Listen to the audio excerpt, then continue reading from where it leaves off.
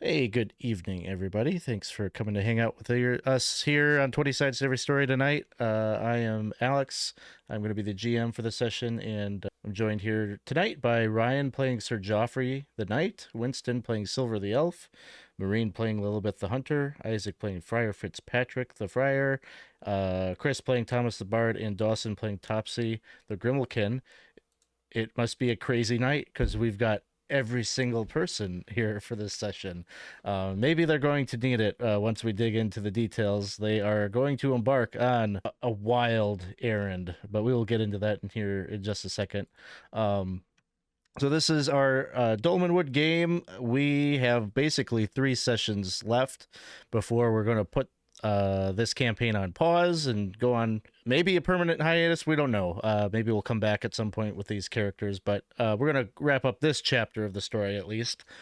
So a couple more games left ahead of us. If you're joining us here for the first time, we would invite you to come join us on our Discord server. You can find the details to that either here in the chat I'm putting it, or if you're watching this after our game has gone live, you can find the link to join the Discord community in the information of the video or podcast that you're listening to.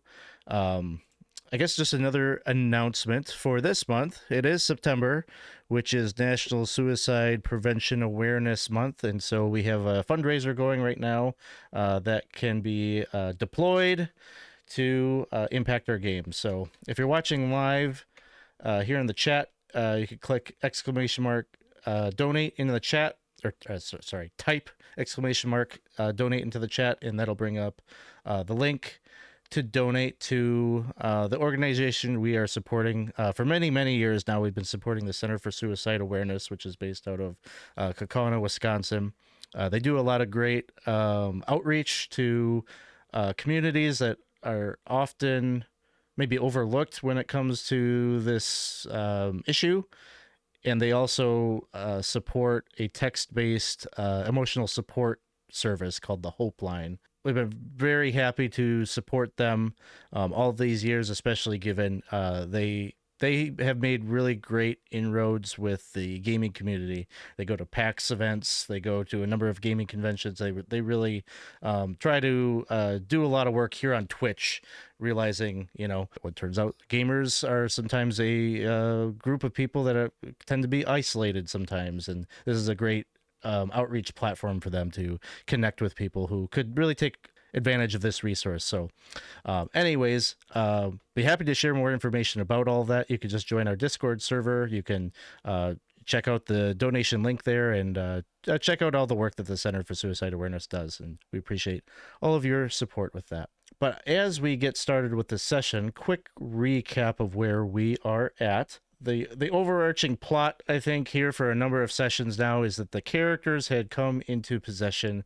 of a number of barrels of wine that was something that they recovered from the castle of the former Cold Prince, and it turned out to be very valuable. They went to Prigwort to have a meeting with the Council of Brewmasters and made a deal. They struck up a deal to sell all of the wine, but there was a little bit of a rider attached to that deal, and that was that a select few of the barrels would be delivered by the party out into the wood and delivered to the agents or servants of the Earl of Yellow in the Golden Wood. There is some kind of an arrangement that we don't fully understand between Prigwort and the fairy realm of Wyforth, where the Earl of Yellow is from. Seems to be best that we understand, or our characters understand, is that there's some kind of a protection arrangement between Prigwort and the Fey Lord. Long and short of it is the characters have now arrived at their destination with the cart and are ready to hand it off. When they arrived in the Golden Wood, they had spotted this magnificent looking stag that Lillibeth had convinced a number of the party members to go with her to try to track it, believing that this would be a valuable trophy, and definitely something to earn her reputation as a hunter. And so off into the woods they went, And of course, things didn't go according to plan, and the group got kind of lost. They left Friar, Fitzpatrick, and Topsy back with the cart, seeing that it would have been a liability in trying to bring it through the thick of the woods to try to do some hunting. So they got separated, and ultimately the group had a little bit of an interaction with some denizens of the wood, but they strove to try to get their bearings and reunite with the rest of the party, and came across a creature that we are referring to as the Devil Stag. Kind of stalked them in the night, placed a bit of a curse on Lillibeth that has since been dealt with.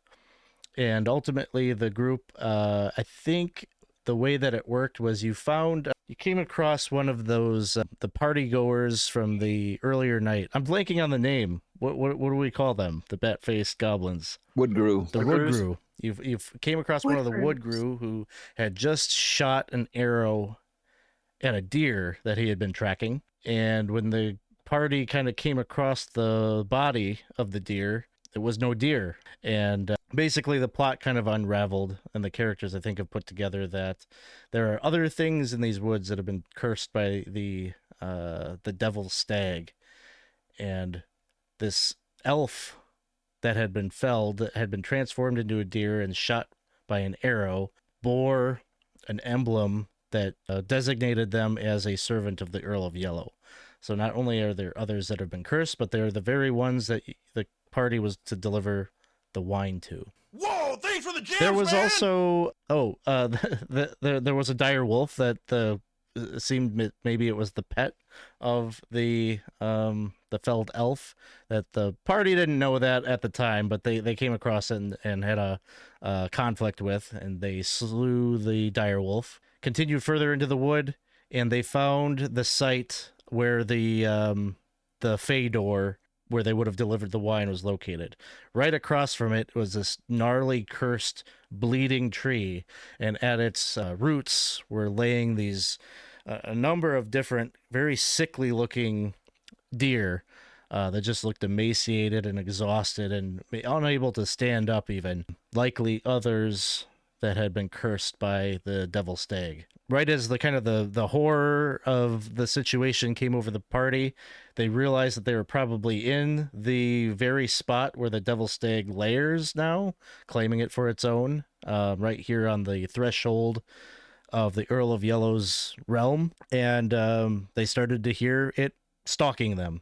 They turned tail, they ran for their lives, and somehow managed to evade the beast. And so where we are picking up, it is still that same day, that rolling, foggy, chill autumn day, and it is evening. You've reunited with the Friar and Topsy. You've gathered your firewood. I'm sure the Friar cooked up something to try to warm your spirits as well as take care of your hunger. But you're now around the warmth of the fire, retelling the events of the past day or so to the Friar and Topsy, and perhaps putting together a plan for how to proceed. So we gotta figure out a way to kill an evil deer that turns elves into deers. That would not. That's pretty interesting. Well, if we're gonna go for at least somewhat of a game plan, I can play point. You know me, this little old me. I don't know if you know this. I'm not great at swinging stuff, but I'm great at avoiding things. That's my specialty. Oh, I was also thinking, brave Sir Geoffrey, I have a way to make your sword even better. And I think by the time it comes around to it, you should let me have a peek at it. I'll promise I'll give it back. Can you do that with bows too? I can do it to your arrows, but only I can do it to one person. Well, Geoffrey. Then. I mean, yeah, like look at this guy's rippling muscles. It's crazy. I seen that guy swing a sword like no other, and I think he could really do with some wonderful Fey blessing that I can bestow upon his weapon. Well, I can be bait, I guess. It's about that's what my I job. can do right now. I'm bait. You're bait. I'm bait. You're bait. I'm bait.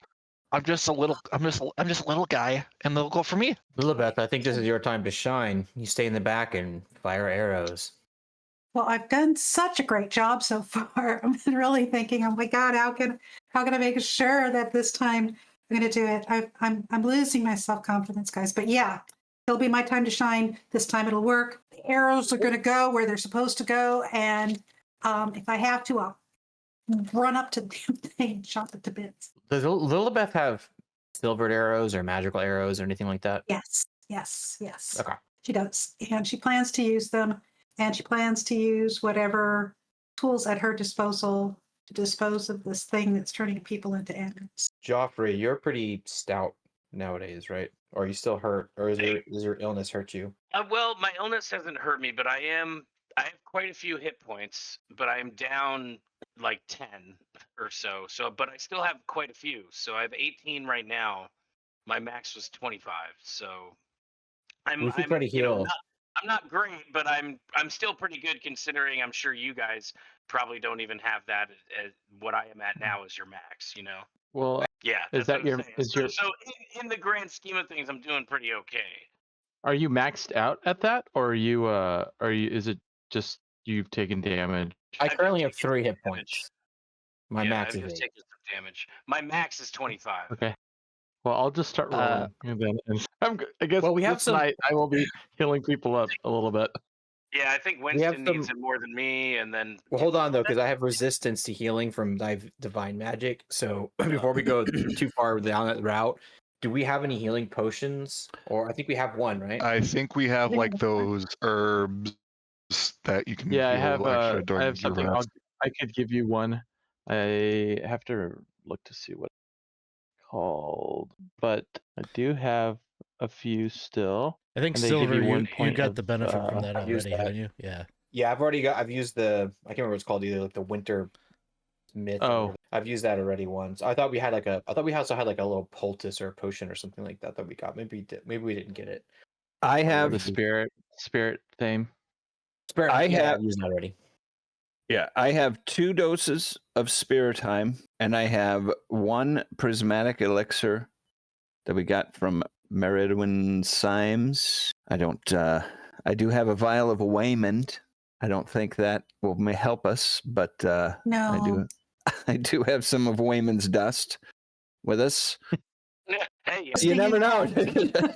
I don't know if we've gotten that desperate to bust out lines of Waymond yet. Yeah, well, you never know. We do have an alchemical tonic that will arouse somebody from unconsciousness or paralysis. And I do still have a vial of that fairy dust that allowed somebody, or it, when we sprinkled the dust on it, I think it was like a large piece of a statue, or a statue was able to float or move. So it might be a dust of levitation, dust of flying. I don't think flying probably, but probably more levitation. That may be useful. I And think then- Pinch. either way, I think the Friar's still gonna try to heal. How many as much spells as can you possible. cast? So I have 3 total. I was gonna ask Alex if I have a second level, am I able to cast a first instead, or does it have to be a second level spell? I'll let you use a second level slot to cast a first level. Okay, sounds good. All right, so he would go and say a prayer to Saint Lillibeth and pray over his brother first. You get 6 points of health back. He's going to go ahead. He's going to ask Silver to lead a prayer. He's going to try. He wants you to do your best to try to that as well, because he'll talk about how it has to come from you, and he's learned that you've already been touched by the one true God's spirit and healing blessing, and he thinks it would help if it came from you, the prayer. He will I guess try, that's what and let me double check, because we haven't done this since that we switched over. I don't think. I want to make sure I'm doing this the right way. I believe it's a 1 in 6. I mean, a 1 in 2 chance, but let me triple check. Make sure that's how the new rules work for kindred classes. So for the elf kindred class, it's a 2 in 6 chance of having no effect. So Alex, it's a 1 or 2, right? Yeah. Okay, cool. So I concentrate really hard, and like I hold your hand and like close my eyes and sway a little bit because I look a little drunk and mutter a prayer. And Okay. it works. Oh, 6 points. Oh, I was just going to say a bit. Now that I was thinking about your question. Now I'm wondering so when you prepare your spells, You prepare like Oh, the you're right, actual. you're right. Yeah. Yep. I wouldn't be able to do it. Yeah, you're right. Yeah, because I would have had bless prepared. So yeah, I wouldn't be able to. So either way, But you both get some healing out of it. Okay, that still works. I'm back up to max. I'm pretty close. Silver, would you prefer using a crossbow, perchance? No, I still have this going on, whatever oozy nastiness is. Not very dexterous there, Topsy. So Okay. It might be Those, you might be know, difficult. I'm saying if you're scared to go up front, I understand. I'm not Big scary scared. deer. I'm 117 years old, Topsy. I've seen a lot of things. It'll be okay. Well, let me know when you hit 3 centuries. It'll be a lot different then. You then see some stuff. The big 300. Oh, And how Not there are yet. you, Sir Geoffrey, on I, healing? I'm good now. Yeah, I'm just pretty close to max now. Now Okay. I still have this wound, this oozing wound that I fear is festering to the rest of my body, but it does not seem to be affecting my my stamina quite yet. It just looks gross and it hurts. Yeah, I think. Did I say But we last must time you rest get up. a -1 on your attack rolls? No, but I will mark that down. So what is the plan then for tomorrow? it sounds like Topsy's gonna lure the stag out. He's going to have imbued Sir Geoffrey's sword with some sort of magical energy. I'm going to use my silvered Super crazy. arrows, Yeah. and we're going to do a pack hunt because everybody's going to be in it, not just one person. That'll go a lot better. And Now, Gilly's really looking forward to it. how do we know that the stag will go for Topsy? Like, how do we how do we make sure that that happens, I guess? Geoffrey. I'm I trying to mean, think of the have you encounters we've had. have you seen me? I'm pretty approachable. Yeah, I just want to make sure because we kind of glossed over you guys telling them about stuff. I don't know if it's been. I would assume that the group has communicated to Friar and Topsy that this is a hyper intelligent being that you're Yes. dealing with. Oh, Yeah, Like, it has it's like a psionics. demon. Yeah. Like, I don't think Topsy's going to be able to stand out there on a tree stump going, "Hey, look at me! Eat me!" And it's going to come get him. Like, I'm trying to think of the interactions that we've had with the stag so far and when it's appeared. Well, and that's kind of what why I did thought it was. you. Why I kind of thought I was going to Well- have to be bait. That was my not for nothing. When you brought it up, that was my thought, and that's why I'm bringing it up again because I not that I want to make you bait, but it seems like you have something the stag I've wants. bait before. Not only that, but I believe she made a deal with it and then broke the deal. I didn't Right. break the deal. I said I'd Was give the deal not- everything. I did, and then you guys gave it right back. So so Not you my- said it had a layer, right? We So why don't we- presume, but we don't know where. Well, I mean, if it's got these like elves all turned to deer and stuff, why don't we just like pitch the wine somewhere, tie it up a little bit, go to where the elves are at, and just throw them in the cart, and then lead them away? It's sure to come out then. It must want them for something. Well, Throw the elves in the cart. Yeah, the deer elves. The deer elves. So wrangle up the deer, get them in the cart, and try to take them. And that'll piss them off. it Exactly. would certainly piss him off. Yeah. It pissed me off. Yeah.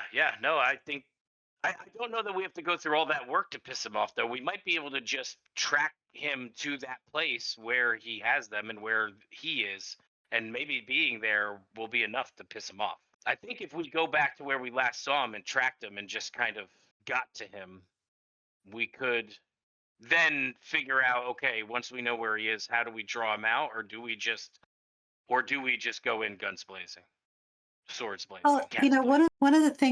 one of the things I can tell you, having had a conversation. So what my character would tell you is that this was a full-blown conversation from a disdainful higher, or at least a being that thought it was of a much higher order than myself. I have no idea what it did, why it's changing the elves into deer. It just is. And it seems like it was disdainful of me because I tried to hunt it. So maybe the elves were hunting this deer, and he's turning them all into deer to punish them. And so that's what I would relay to you. And then I would also let you know that I really felt like I had to make the deal with him. And it was important to him that it be a deal. So I don't know if that means anything, but I believe we can bargain with this being. And I think actually it's not a bad idea. The wolf the wolf was really something else, but clearly attached to the deer. Didn't kill the deer. Something else killed the deer. And so if we chase the deer, we might get an entire pack of dire wolves chasing after us too. I have no idea what the dire wolves are. And but maybe they would be willing. I mean, I could communicate with you. I could understand you guys. I did stuff so that you knew it was me. So they probably can too. So I think they might be allies and they might help us. And then they might even help us trap it. But first of all, we have to figure out where they are. That's my thought. I put my arm on, or my hand on Lillibeth's shoulder and say, Lillibeth, I think you're spiraling. You're getting very worked up, very concerned. I feel the pressure. I feel the fear. But I think we're overthinking it. I think we just go in there, swords blazing. We're not going to outsmart this being in its own lair. I think best chance we have is he underestimates us, and we just go in there and we attack. And if dire wolves jump out and deers jump out, then the more the merrier. Fine. Okay. I am doing what I have frequently done, and that is trusting you guys. And so far it's worked out okay, because here I am. I'm talking to you, and you saved me. Let's go. One thing I definitely think we should definitely do is have our brave Sir Geoffrey upon your mighty steed, armored up and ready for battle. That way you can charge the thing. You'd be pretty cool at it. That'd be amazing. And the dogs. 100%. Oh, You're not Billy's gonna like totally up for this. Oh, you're not going to get Mr. Old Wenceslaus in there. I will kill you myself before you do that. He's got He's dog a gentleman of armor. He's a gentleman of high society. He's not built for this kind of pressure. So maybe One we should quick bring the part. lich dog with us, though. Oh yes, yes. Saint Bernard will be coming with us. The one question though that I do have: what is everybody's take on this tree? Do you think that is the source of the corruption of this particular being? What if we were to? Is there anything that you have, Friar, that could, I don't know, I've got oil. consecrate or bless that tree and attempt to thwart the corruption on it? Perhaps maybe that would weaken We got some holy water. holy water. Yeah, we have holy water. I'm just saying. If we're looking for a way to piss this thing off to get us, would be splash a gallon of holy water on this tree. Ooh. I don't know how much holy water we have, but I don't have any. Let me see. I have some. one. I've got 3 vials of holy water. Okay, I have one. We got about a cup. so yeah, that's a lot. That's a lot of holy water. I'm with it. We can certainly try, and we know where the tree is. We don't know where the deer are. We can track them. We've got an expert tracker. Correct. But yeah, I do like the idea of heading to the tree and dousing it with holy water. Now, unless we think the holy water could be advantageous to us in battling the demon itself, if it is a demon, even. Listen, Why don't I you mean, think we tried it? That kind of knowledge is really, to be totally honest, kind of beyond me. The friar would recall using the holy water to fight, I believe, ghosts and undead. Perhaps I think it was allowed to damage them, but I don't It know. was if never he- tried with the unicorn, correct? We didn't do No, anything no. with that corrupted unicorn, right? We did kill it. So how did we kill it? Magical weapons. sounds like Yeah. a plan, Stan. The move is either very brave or very stupid. Probably They go hand. Mhm. both. They go hand in hand. And another, I guess, detail here is you all have the body of the dead elf, right? I think you brought it with you. Oh, Yes. Oh, yeah, this guy. Hey, what's he doing here? I think we wanted to give him a burial or something, right? Or I thought we wanted to take him with us with the cask, or maybe, yeah, figured that couldn't Yeah, return him to his people. return him to his people. Yeah. Well, if I'm Instead of letting understanding him this, there's the doorway to the realm of yellow or whatever, and it was closed, right? Yeah. So it was more or less the guards that were outside guarding that entrance that apparently had been turned into animals, deer. We don't know what's going on in the realm, Sorry. That's cool. Sorry, I busted it. I busted into song there. Yeah, trying to get us prepared. Get us prepared for lift tomorrow. our spirits. That's right. I feel inspired. +2 to metal. Yeah. Sorry, guys. I Sorry. thought I was opening a PDF. I was opening MP3. But anyway, we can talk this to death, or Yep. get a good night's sleep and head out in the morning. Sounds And good. everything will change before we get 2 feet out there. I'm going to bed. That's right.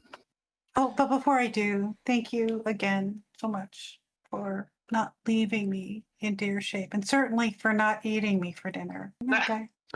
I wanted to. That was my first I know thought. you did. You're always pragmatic. Yeah. Hey, I was low on rations. All right. Well, so the group, you take your watch orders and you get a uneventful night and are able to rest and recover. 2 hit points back to any who are still injured. As morning comes, the fog from the previous day has subsided. It isn't so obscured, but there is kind of a frosty chill.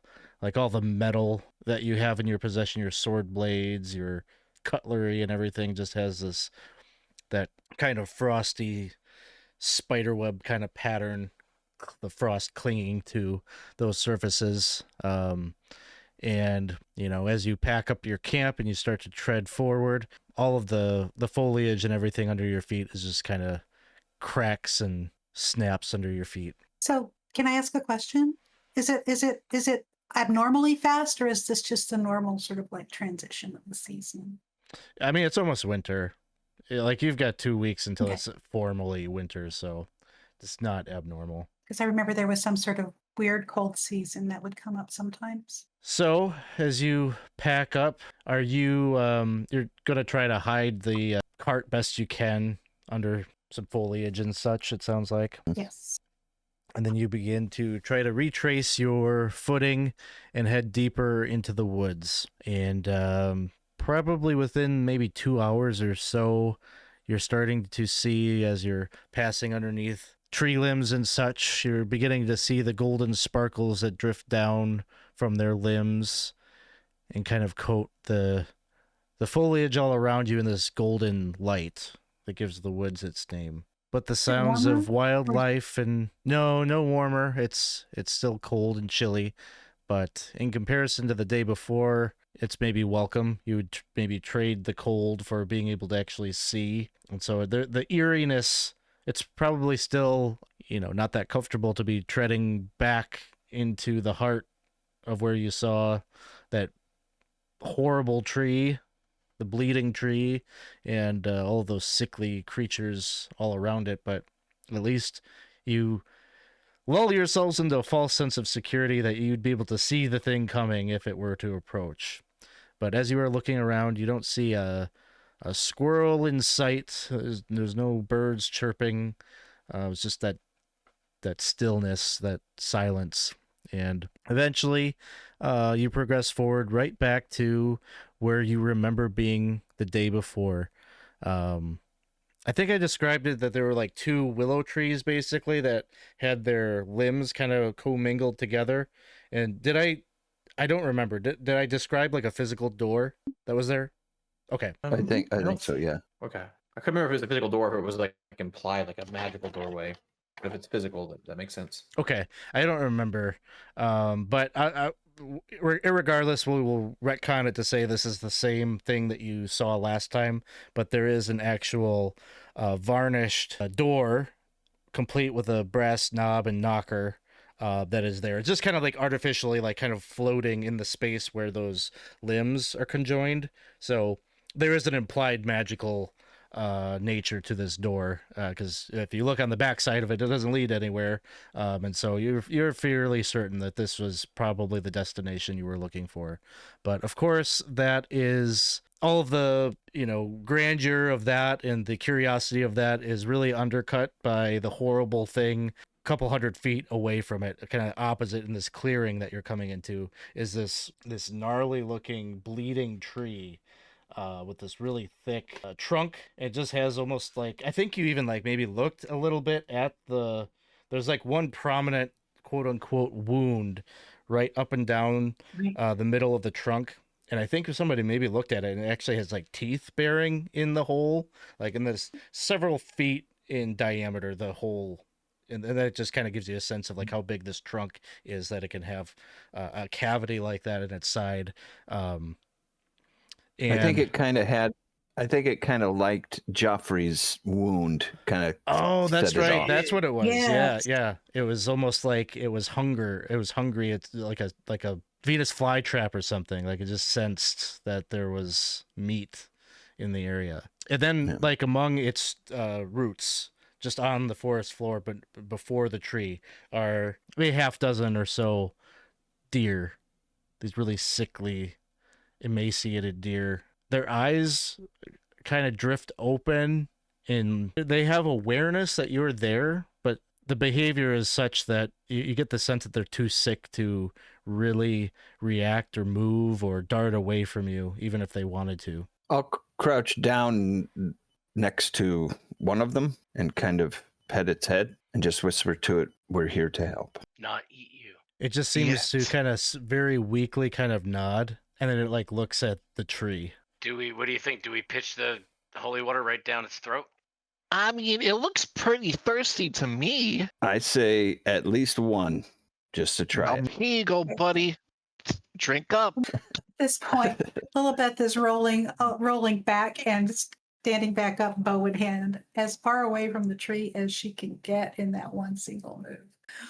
Geoffrey's rearing produce- around on his steed. I'm sorry, I might have been lost in the translation. Topsy, you're taking an action of some sort? Yeah, someone said it's thirsty, and I'm going to feed the tree holy water down its mouth, cavity mouth. Okay, you're moving towards the cavity mouth with the holy water. Yeah. As you are approaching Lillibeth, you hear the voice of the Devil Stag speaking directly to you telepathically.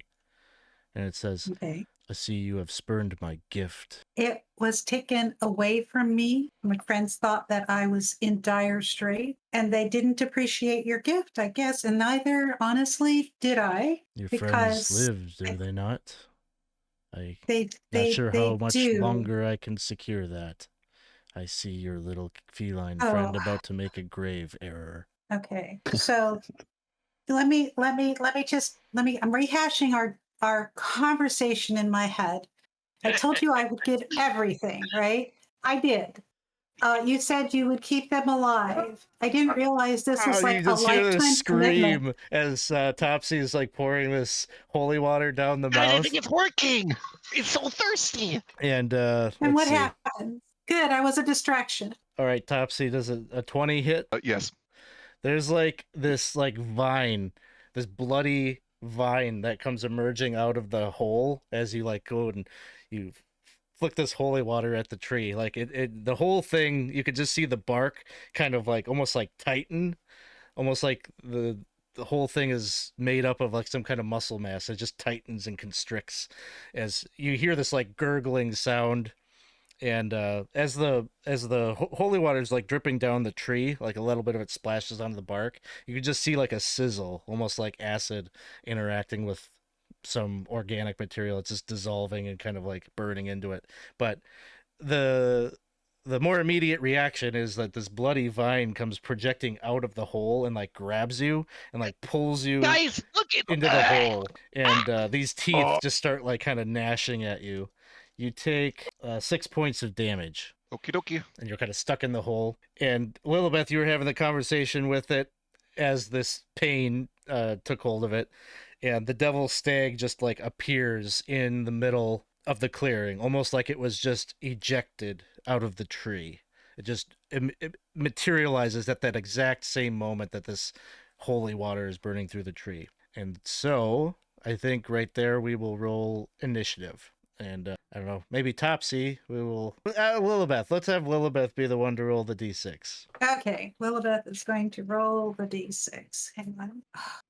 I can never remember how to do it here. Backslash? /R space 1d6 is The what I would do. 1d6. Thank you. 6. Party goes first. Now, before anybody can do anything, you all have a saving throw to make. Maybe except Topsy. Topsy's the only one that doesn't have to do this.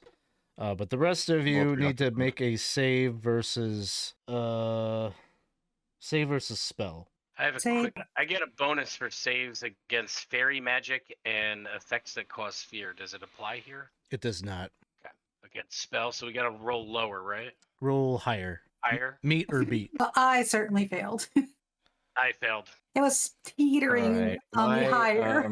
I think my sheet in Foundry might be messed up. So I'm gonna roll just a regular d20. I rolled Oh, there we go. a 16. I made mine by 1. Fail. This is a good time to remind anyone who's watching that there is a going. You can buy rerolls just by typing the donate. Those of you, did anybody bring their dog along? I did. Dogs would have to make the save also. How about my Oh. Steed would have to do it Do also. they have the same? They have the same as me. No, you'd have to refer to the type of dog that you got, which would be, I believe, in the player's guide. Okay, gosh, I have to find it. It's like spread all over my desk right here. Okay, a 14. page? Page 12. Hey, comma 75, There. good to see you. Maybe someone's bailing you out here. I'm not sure. We'll see. We'll stretch this out a little bit. All right, I got the dogs. Saved with 16 for the Lich Hound. Okay, for the Lich Hound. And you can see what it is for the Hunter? Is that the Dolmen Pincher Yes. or Bloodhound? I can't remember what we have. Dolmen Pincher, Lich Hound. They're all the and same. What am I doing? Fancy Well, no, dog. oh, it's 16 again for spells. Okay, they're all the same? Okay, thank you. Actually, they're not quite, but they're almost all the same. 16. Okay, well, I did not save that. Okay. It does The Lich Hound needs to roll. Yep. What does he need? Sounds like a 16. 16. Got a 4 on that Okay. one. So those of you that failed, or had a pet that failed, or whatever, the gaze of the Devil Stag causes those creatures that failed to see a grand and possibly glorious future for themselves, and are basically just standing in a stupor, charmed by the temptations of the Devil Stag. So, Who all failed, besides the dogs and the horse and stuff. Me, I did. That's bad. Okay. so we move to the party. Any movement from those that are not incapacitated? I like to move, All right. or am I stuck in a tree? You're kind of stuck, but as part of your movement, we will say, do you have a strength modifier? No. Roll a d6. 2. You are stuck in the tree yet. Okie dokie. I'm going to run up to Topsy to rescue him. Okay, Her. your action this turn would be to remove them from the tree. Maybe I'm going to move up there and then see if I can hack at it to get Topsy out. If not, I'll use my action. I think it's thirsty. Jesus Christ. You want? I don't have any holy water. One second here, Alex. Let me check something. What I'm gonna do. Does this work? Okay. Oh, I do have holy water. I don't know if this will work. I have counter charm Okay. as an ability. It allows a +2 bonus to saving throws against fairy magic. I don't know if this thing is actually a fairy. Unfortunately, it is not. All right. All right, so we got Silver had moved up to the tree. Okay. So I will move as well. I will move up to the tree as well. Up to the tree. Okay. Sounds good. Well, let's split. If I see Thomas going to the tree, I'll go to the stag. Okay. Sounds good. Is that okay? Yep. And then I think that's it. Everyone else is out of it, right? Geoffrey is not charmed, but his horse is. Can he get off the horse? I guess it's probably an action or something, right? No, you- Geoffrey and his horse are both charmed. Okay. Oh, they're both charmed. Got it. Never mind. So any We're both Grand like, adventures is a horse thinking. wow. Yeah, what does the horse see in this glorious future for themselves? Right? That's a good question. I will be the mightiest steed ridden by all the kings in the land. All right. Are there any ranged attacks and any melee attacks? Yeah, I'm going up I'll against. just Can I whack the tree with an axe? I'm gonna say no. You're pretty well grappled within the maw of this thing. So until you can get free, I'm gonna say that you can't really do anything with your arms or hands. Okay, I'm gonna attack the stag. Okay. Here we go. Boop. That'll be 17. That'll hit. 7 points of damage, and that is magical. Perfect. Is it undead? Probably not, right? It is not undead. Okay.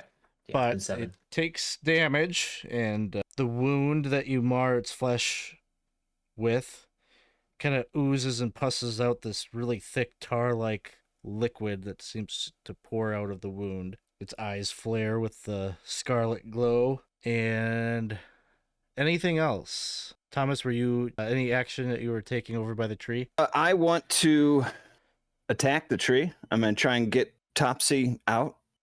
Attempt to maybe cut the weird tree tongue or whatever that's holding him. Okay, yeah, make a attack Or roll. her, I guess. All right. And I have that silver magical moon blade. There's really no plus to it, but it's magical because it glows. Yeah. I don't know if that matters or whatever, but all right. That would be a 15. That'll hit. Okay. Actually, my longsword is magical, right? That's the one that I got in that The other silver one? Yeah. Well, the one that was in the other plane where what's his name was. Yeah. That would be the one that I'd be using, that and the other one. So With your dual wielding, yeah. Yeah. 5 plus 1. I think that's all I get. It's been a while since I've looked at this guy. I think my damage. So 6. 6 points of damage. As you strike at it, Topsy, roll another d6. 2. All right. Topsy, you hack at the vine, strike at it. It seems to kind of release or ease up a little bit. Topsy tries to wrangle free, but the thing like seizes up and manages to catch Topsy before she can get totally gone. But Silver, you do notice at the same time that you hear the hacking motion behind you of Thomas striking at the tree, you see the stag kind of let out this horrific baying sound, almost as if it itself took damage. It becomes the Kill the tree. stag's turn, and it's going to just kind of wind its head back and battering ram you with its horns, which is only going to be a 9 to hit, so that will miss. All right, let's roll initiative again. Let's have Topsy do this one. 3. I have a 5. Gonna wind up a second time, Silver. This time looking better. A 19 to hit. Oh yeah. This one does 6 points of damage. I'm still up. And then it is the party's turn at a movement. Away from the mouth, please. Roll a d6. 3. We're getting there. Going in the right getting higher. direction. It's getting Get higher. out. Get out of there. I'm trying. I'm like 2 feet tall, man. Any repositioning of Thomas or Silver? I'm still just attacking away. All right. We'll skip right to the attacks then. Let's do Thomas. All right. That's 14 this time. Hits. 6 points again. All right. Topsy, go ahead and roll a d6. Get out of there. No, that's the wrong. And Silver. Turn into a pussycat. And you're looking at me. I'm gonna turn to something much worse. I'll tell you that. And then Silver, are you continuing to strike at the Devil Stag? Yeah, this time not quite as good. 13. I believe it hits. I have to look at something quick. Okay. A big swing if it hits. It's max damage. Memory tells me it's a hit, but I have to look. Okay. Yep, it hits. You got it. That's 12. 12 points, Ooh. which is the number it had. So how would you like to finish Oh it? man. How would you like to finish it? Maybe you didn't. Yeah. Sorry. So it just smacks me and like breaks like a couple ribs. Blood flies out, and then I hear Topsy screaming in pain, and like everything is just like focusing in, and I just counter strike and lop its head off with a big sweep. As its And then head fall to a knee. falls off, the rest of its body just kind of dissolves away into more of that black goo that was pouring out of the wound. It just kind of puddles on the earthen floor, almost like pools there, almost like an acid. You can kind of see it dissolving away at some of the plant life at your feet. The head itself starts to dissolve away as well, but it leaves the antlers behind as it does so. And they almost turn metallic as the thing dissolves away and become this kind of golden set of antlers that just seems like it cleans right up all the blood and gore from the wound that it just wrenched into you, just kind of materializes or evaporates or whatever, and it just becomes pristine looking. As for Topsy stuck in the tree, the as soon as the Devil Stag has been vanquished, the entire tree seems to like again just kind of recoil. And the jaw, the mouth opens up and releases Topsy. You drop down, kind of roll down to the ground as the entire tree just starts to become brittle and fall apart. It just kind of becomes like dust and ash that just starts to flitter and fall to the ground, kind of dusting the deer and such that are laying there. What did I say, Thomas? Who could resist me? Yeah, and I pull out that scintillating, what the hell is it called? Prismatic elixir. I will just, as you're doing that, just be like, Oh, good. I got it. Yeah. I'm telling you, I'm real frazzled. So don't make if there's another incident, I'm gonna lose my shit. I'm telling you that right now. I am unnerved. like you see, like her fur is really getting like on ends. Right. And I pour the potion into her mouth. And I say, "You did good." I'm saying, you say no. No. I'm good. Trust me. I'm good. But like you see him, like her eyes going like a little twitchy and crazy. I'm good. I'm good. I'm good. That's okay. We'll get you some rats.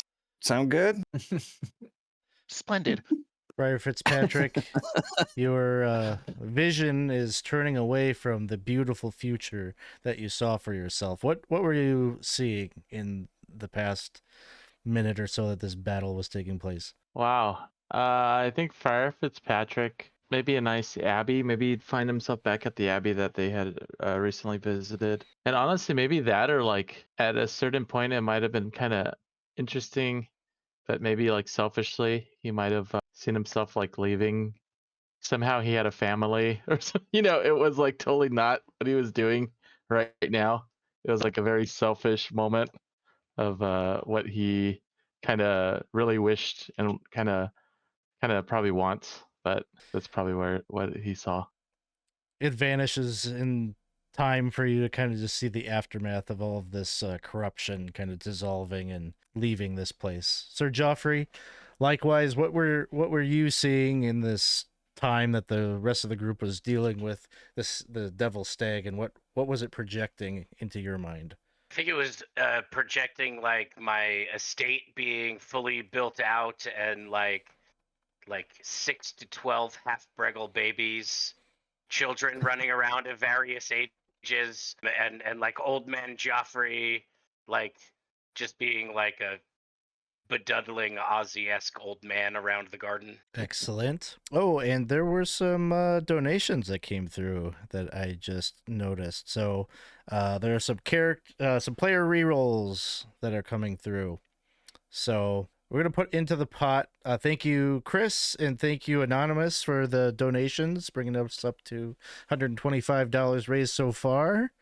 And so I'm going to throw 12 rerolls into your pot. Oh, wow. Wow. We haven't had some rerolls to play with in a while. And those, we're going to get reckless now. Do those carry over? Those will carry over since they're donation rerolls. So you can use those in your subsequent horrible situations you get into. Yes. We're going to get us out of all of our bad ideas. And Lillibeth, what were you seeing? Lillibeth she saw herself back home, away from the Dolmenwood, waking up and thinking, oh my God, that was such an amazing dream. And as she got out of bed, she went and looked at herself in the mirror, and her face was whole again.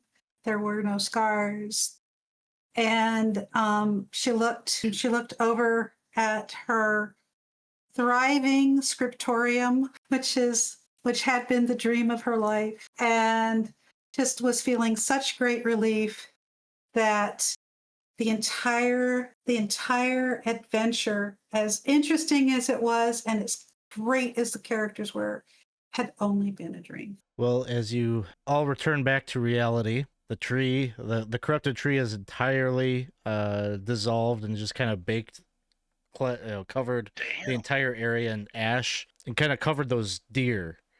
But they all stand up and have reverted back to their elven forms, each of them kind of clad entirely in yellow, wearing leather armor and long swords at their sides. But they look very thin, very tired and weary as they check each other over. One of them steps forward and kind of addresses the group and says, "Do you have any water? Just so happens we do. You've done so much And already." in my but water skin, Oh, they can thank you. pass around. They all take Want a bagel? the trade the water skin. They're all kind of like leaning on one another, trying to like kind of steady themselves. But this lead elf that just took the water skin, he hands it back to you and he says, "I don't know who you are or who sent you, but you have our undying gratitude. You don't know the nightmare that you've released us from." Were there more than you? Was the realm of yellow? I don't know what it's called. Is the realm of yellow afflicted by the same? No, I don't believe so. He goes and like kind of looks at the door behind you and he says, "It seems that they've sealed the doors." And I can kind of as he understand says how they that, might. there's sort of a exasperated sound from the other elves, like, "What? What are you saying? We can't go home?" And he just kind of gestures towards the door, sort of a look of I'm gonna go panic. knock on it. You go and knock on it? Yeah. Yeah. In their big knocker or whatever, Mm-hmm. Yeah. right? And Silver, being of fairy origins, it would seem that the door does react to you as you go and you knock on it. Kind of all of the little details, the detailing on the door itself kind of light up, and there's like an aura around it that the door just seems to come alive. It doesn't open, but it's definitely reacting. There's an aura around it, and something that you did triggered some effect of acknowledgement, at least. It's a good sign. I'm gonna try to open it. Is there a handle? There is, yeah. You go to open the door, and it opens towards you, and on the other side is this like brilliant golden light that just floods the entire clearing. And on the other side, you see a forest clearing, much like the one that you're standing in, but there's especially probably for Thomas and probably Silver too, just this like longing to step forward. You know, it's like the grass is greener type situation. Like it's like the identical wood, but there's something that's better about that clearing. Like that's where you want to be. And of course, the gory aftermath of the battle is not apparent in the reflection. Mm-hmm. Well, I won't step in yet, but I'll indicate. I think the seal has been broken. Maybe slaying the stag has opened the way for us. I think we should at least get these weak elves back to their home, and then we can discuss business. Yeah. Yeah. By the way, you know, you were wondering who we are. We're actually here for a reason. We're here to meet with you. We're the delivery men. Yeah. Yes, we have the wine. Yes. The brew masters, is that what they're called? Brewmeisters? You are the The representatives. brewmeisters? Yes, they send their regards. Well, this And is wine. a surprise.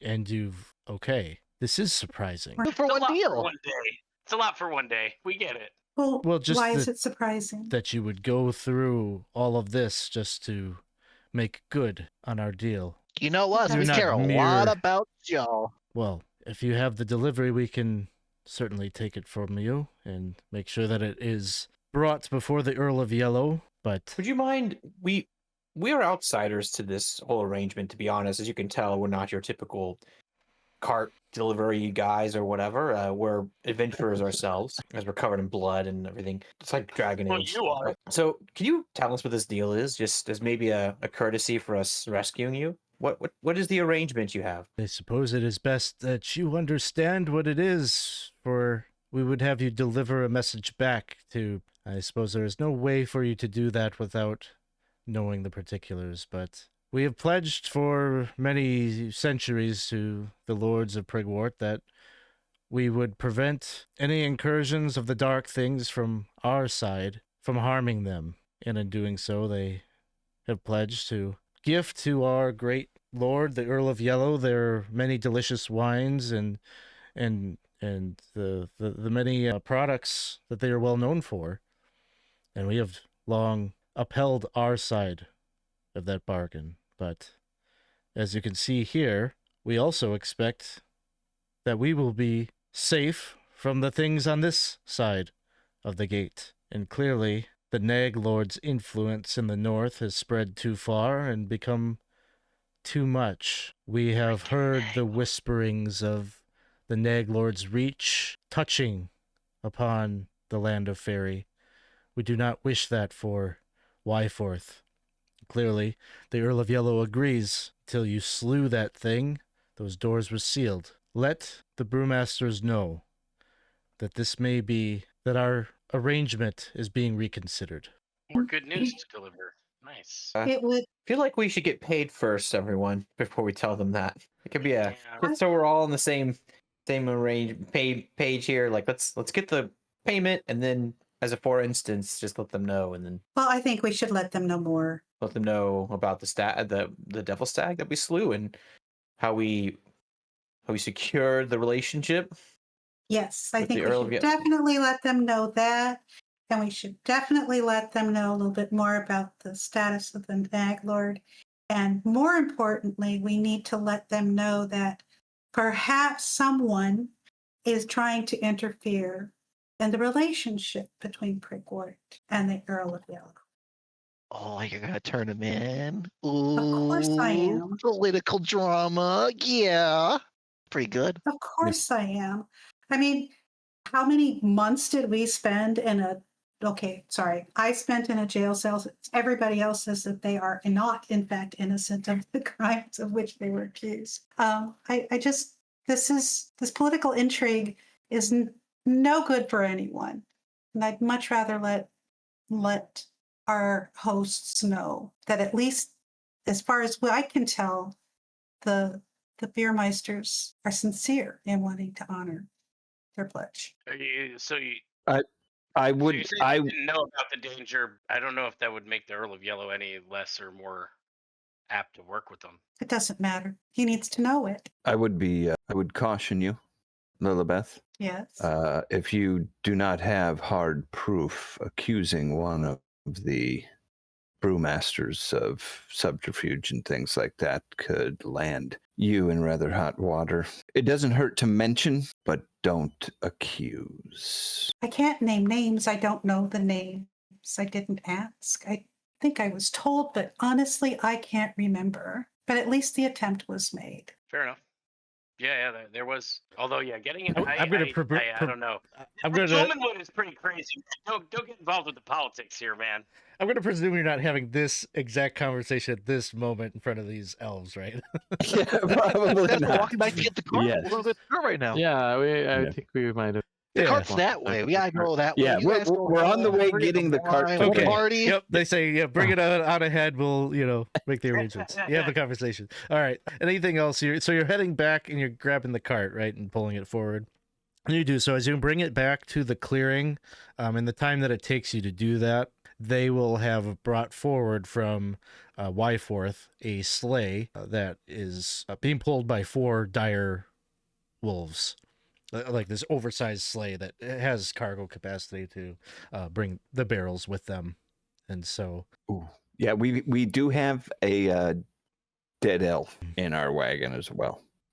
Don't forget that. Yeah. I mean, my take on it is I don't think we have to do much explaining on that because we just saved them. So I think we can just be like, hey, well, so Yeah, just say we found a deer that had an arrow in it and everything. We removed the arrow, and the deer turned into, I can't remember if it was a male or female elf or whatever, but turned into her or him. And she was very brave. She tried to go and get us help. You honor Wine by Noon by bringing her back to us so that we can put her to rest as by our customs and have her honored and recognized by the Earl of Yellow for her bravery. Again, you have our everlasting gratitude. the name's Thomas, just so you know. Thank you, Thomas. And they'll gather kind of all your names so that they have this story correct and everything, and are sure to let the Earl of Yellow know that it was mortals that freed them and allowed them to return to his service. They do ask you for a bit of help with loading the barrels and such, just given their condition. And I will say this, I'm super thrilled to like move the wine barrels and actually go cross that threshold into there. I have now been on 2 ferry planes. So yeah, there's no I'm pretty stoked about that. There's no fight or anything about you entering or stepping through the threshold. As soon as you step back, it's 90 years later.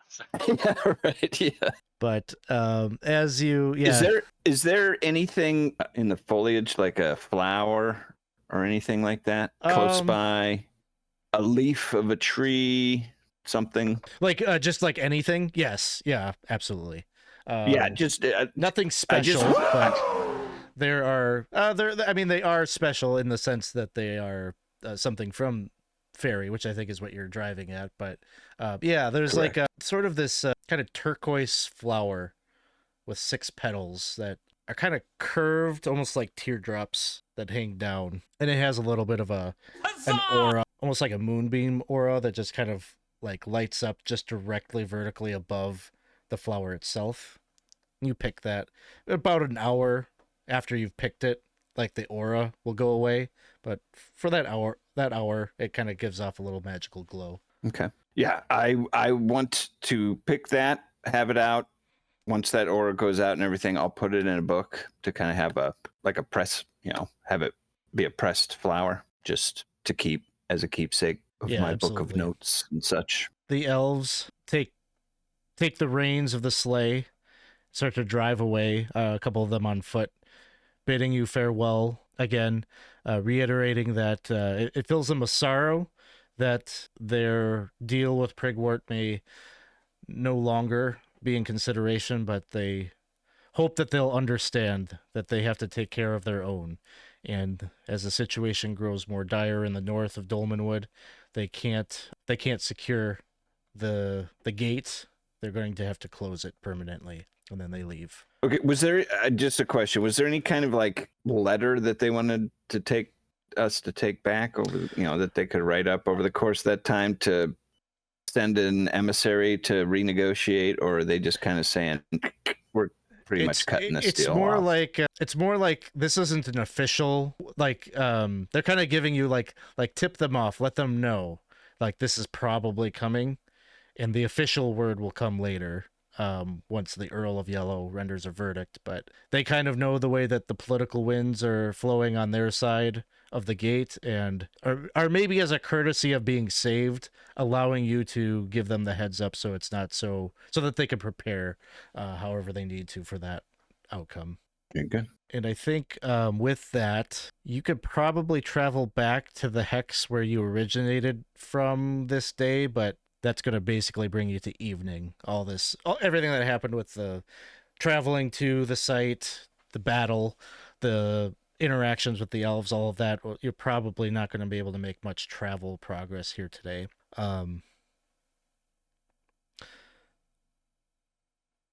Why don't we, just for the sake of time, we're going to assume that everything goes well with camping procedure and everything like that, and then we will fast forward here to the next day, which would be the 19th of Brackenwold. Unless there was anything, I don't know if anyone wanted to get such. Yeah, healed. I would like to look for rats. Okay. Yeah, go ahead Giant and do rodents. those. I don't know. I've never rolled for it before. That's why I'm asking, or ask Thomas to be like, hey, please. Oh, what? I'm so hungry. I could eat a giant rat. I'm so hungry. Okay. Please, Thomas. I will begin playing a song attempting to draw in any little furry woodland creatures. Yeah, so like chipmunks or whatnot. Rodents and such. Yeah. Chipmunks work, I say. Yeah, enough of them can work, yeah. Field mice, perhaps. Maybe a rabbit or two. Sure. We'll see what's about. So yeah, I will play a song and attempt to draw in some chipmunk, squirrels, anything like that. Would it work on? And I'll say these all will be for you. I've my appetite's been sated for. I'll make sure to eat an extra one for you. sounds good. All right. Healing was taken care of. I know I just need a good night's sleep in order to sort of catch myself up. Yeah, everyone else is okay. I was on a 2. I guess it really depends on how many rodents we get, because for every turn I spend eating a giant rodent, I get 1 hit point back. That's why I was trying to figure it out. Can you just keep eating them? It doesn't say I can't. It's good. So spend 1 turn fairy devouring a creature, freshly it can killed eat giant whatever. rodent. A Grimalkin heals 1 hit point. All right. amazing. You get 2 chipmunks. All right. And Well, that's- For me? overnight you get 3 hit points back from your rest, and you. Wait. Is there anything else that needed to happen? I Keep just want to make silver sure was everybody, also- if anyone needs healing, I could do it Yeah. because I have these slots available for the day. Yeah. I'll I be mean, down. I have 3. I need healing. Yeah. I also would you need go to healing. yeah. Make your rolls. This is gonna be great. I think. Oh yes, please. We go together in God. a circle. How do I roll? I don't know. I've never rolled before. I've never been healed. Hey, Alex, I'm getting a phone call here. I'll be right back. Okay. It doesn't work. So I rolled a 6. What does that mean? You get you don't have healed. to roll. What? It's amazing. I don't think you have resist. Do you have resistance to healing, Topsy? Nope. Oh, then Yeah. you didn't have to roll. Oh, So I God, rolled God a hates the elves more than. Yeah. Right, Oh, so, 60 points of healing as I just pray. I'll be please, Saint Lillibeth. This is might be new. Come to you to help this poor little kitty cat. She was gravely injured by being eaten by a tree. Apparently, I did not see. It was actually quite easy and very quick encounter for me. But apparently, they fought to help good people. And we need your blessing. And I just sit there and wait and watch as you kind of get healed. And I smile and I go, Now tell me, how do you feel? Feels like my skin's on fire, but in a good way. Oh. Pad right on by bite marks. All right. Is there more such things that need to take place overnight? All right. Hearing none. We don't have any. I was just going to say we still don't have any other kind of way of addressing Silver's wounds at all. I'm oh, okay. Spirit name. I'll give you one. If Sure, I'll eat a I spirit. could give you a use. Yeah. Here you go, friend. How is that? Is that a D3? D3. Oh, that's better than what it used to be. So that's good. Oh, Oh, is it 1 or is it? maybe I'm is it- It used conflating to it with be something one. else. So One. it used to be one. You're probably Yeah. right. Guys, when the DM says it's a D3, what do we say? Oh. It's a D3. That's wait. right. It's 1D2. Oh, okay. That's not We bad. say it's a D2. All right. So we good on that? Oh, nice too. Yep. Yay. No. Okay. Sounds like we're good. So overnight, you regain 3 hit points from the rest, and you pack up your camp. It is a torrential rain that catches you here in the wood as you're packing up. I would presume that at this point the group is trying to get back on the road, and now you're trying to head to Brackenwold to deal with Sir Geoffrey. Mhm. Who's really hamming it up with how awful he feels at this point now. Well, and the rain and the cold He is might be probably not Oh. helping. But Oh, the pain. as you a couple hours, you make your way back to the road, and you know, are able to get eyes on that inn that you stayed at, the old former monastery, and begin to take the road due southeast. And it isn't long before you reach kind of the edge of the woods. It's kind of a lot of bugs kind of buzzing overhead. Flies and such.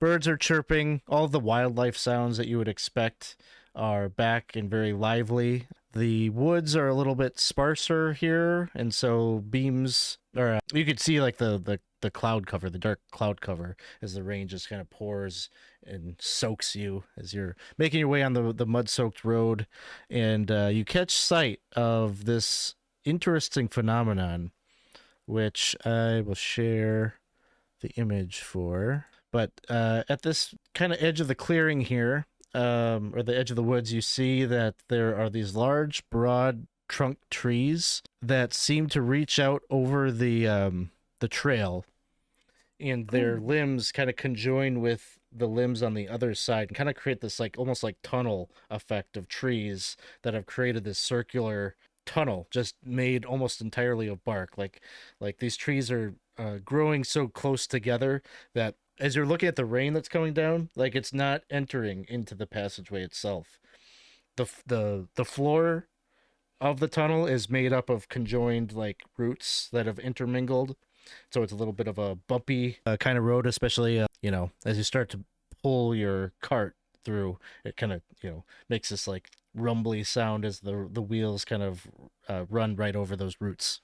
Do we notice anything at all about the tunnel other than the bumpiness and the fact that we're not wet? I mean, There is certainly on the bark of the trees a lot of graffiti, like young lovers having carve a heart in the tree and initials, and probably some perverse types of things and little messages, little bad poetry and things like that.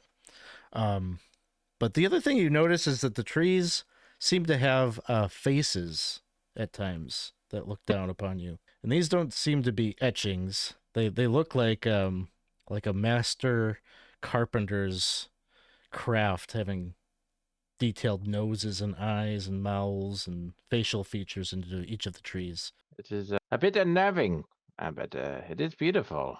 These carvings, yes, everyone, yeah. Faces, right? You see the faces too on the Yes, trees. yes, I Okay. see the faces too. Ooh, all right. Yes, I that do, one looks just like like it's you. smirking at me. It's not I don't know just if I like it or not. I don't know if they're moving or not. Kind of hard to tell with all the leaves moving. You can gawk They at us are. all day long if you'd like, but why don't you step in out of the rain? I mean, Um, yeah, so nicely. Terrible weather we're Thank having. you. God, Well, polite. thank you kindly. Oh, don't mention it.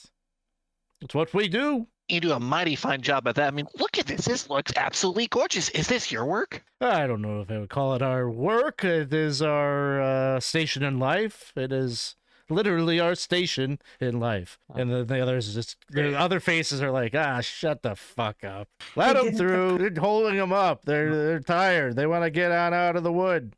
Who or what are you? Well, collectively, we're the Henchgate. Oh, the hench gate. How long have you been here? Oh, time is immaterial for us. We've just been. We've been for a very, very, very long time. So long that we've all melded together, as you can see, and we're just one big happy family. Speak for really? yourself.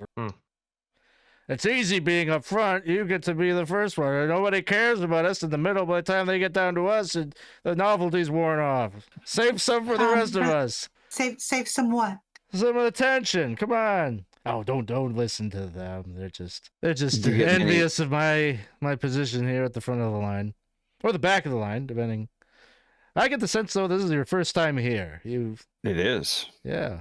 Wow. So tell me the story. How did you make your way all the way through the Dolmenwood without passing through here first? We just missed you? Oh, wow. Well, we didn't even know you existed. We've come to the Dolmenwood from elsewhere, and we've been following a lot of things, but a path is not one of them. Well, something has made you decide it's time to leave. Didn't go so well in there, huh? You mean if we go through here, we're leaving the Dolmenwood? Well, yeah. Don't you know where you're going? And I suppose we don't know where we're going. Yeah. We thought we were heading to Brackenwold. Oh, yeah, of This- course, yes. You're right on the other side here. Maybe another half day's journey, you'll see it. You're not as So lost as you thought. So Brackenwold is not in the Dolmenwood, then, Well, no, technically. not as we see it. I don't know your political boundaries and such, but no, this is the end of the forest. That seems to make sense. There's no wood, then it wouldn't be, in the Dolmenwood. I see it. I'm sure that they believe that they're in the Dolmenwood, but no.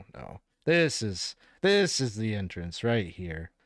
Are there others that you know of similar to you on other parts of the Dolmenwood? Oh, heavens no. This is the only place that you can see this magnificent structure before you. It is a sight to behold, I will say that.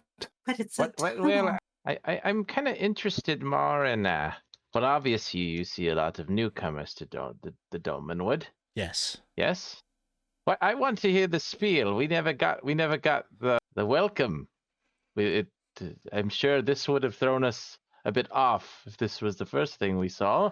No offense, but I would like to hear what you would tell the newcomers. Sort of depends. What do you say, boys? Well, like, what would we have told you? Yes, Yeah. we're coming Yeah. here with faces. Yeah. Oh, they speaking to us. Well, They're in the tree. Okay. Brothers, we're all thinking the same thing, yes? Yeah, okay. Turn back now! Oh, spooky woods! Oh, the blood runs warm through their veins. I smell it. Yes, delicious, delicious blood. Oh, should we good. have a bit of taste? Something like that, probably. That's pretty good. That's very good. I would have torn back so quick. That's pretty good. You guys have been working on that a lot, haven't you? Oh, it's one of our favorites. Tell me, brother, come up to the front here. Have you seen an injury like this before? Brother, stop squirming. No, you're fine. You're poking it. Oh, I'm sorry. you realize that blood thing was a joke. We hate. No, that's disgusting what you're showing us. Oh, So just Well, no, it's been our experience. We thought maybe that you really were going to give us a warning. We've seen a lot more blood, although we've seen some kind things too. we've seen individuals come through here with scratches and scrapes. Yeah, robbers and such attacking folk on the road. That's not uncommon, but that is a horrible thing. It can't feel too good, friend. Your bark is all blackened and infected. It does not feel good. Well, if you go, there are those holy men in the capital there. I'm sure that they can help fix you up. See, brother, I told you. The holy men. Real holy men, you know. Oh, yes. Okay. Sure. What's You've done too much of the, you know. To be honest, I first looked up and I thought I was having a mild drug flashback of sorts. It happens It from is. time to time. Sometimes you all have two faces. It's eerie.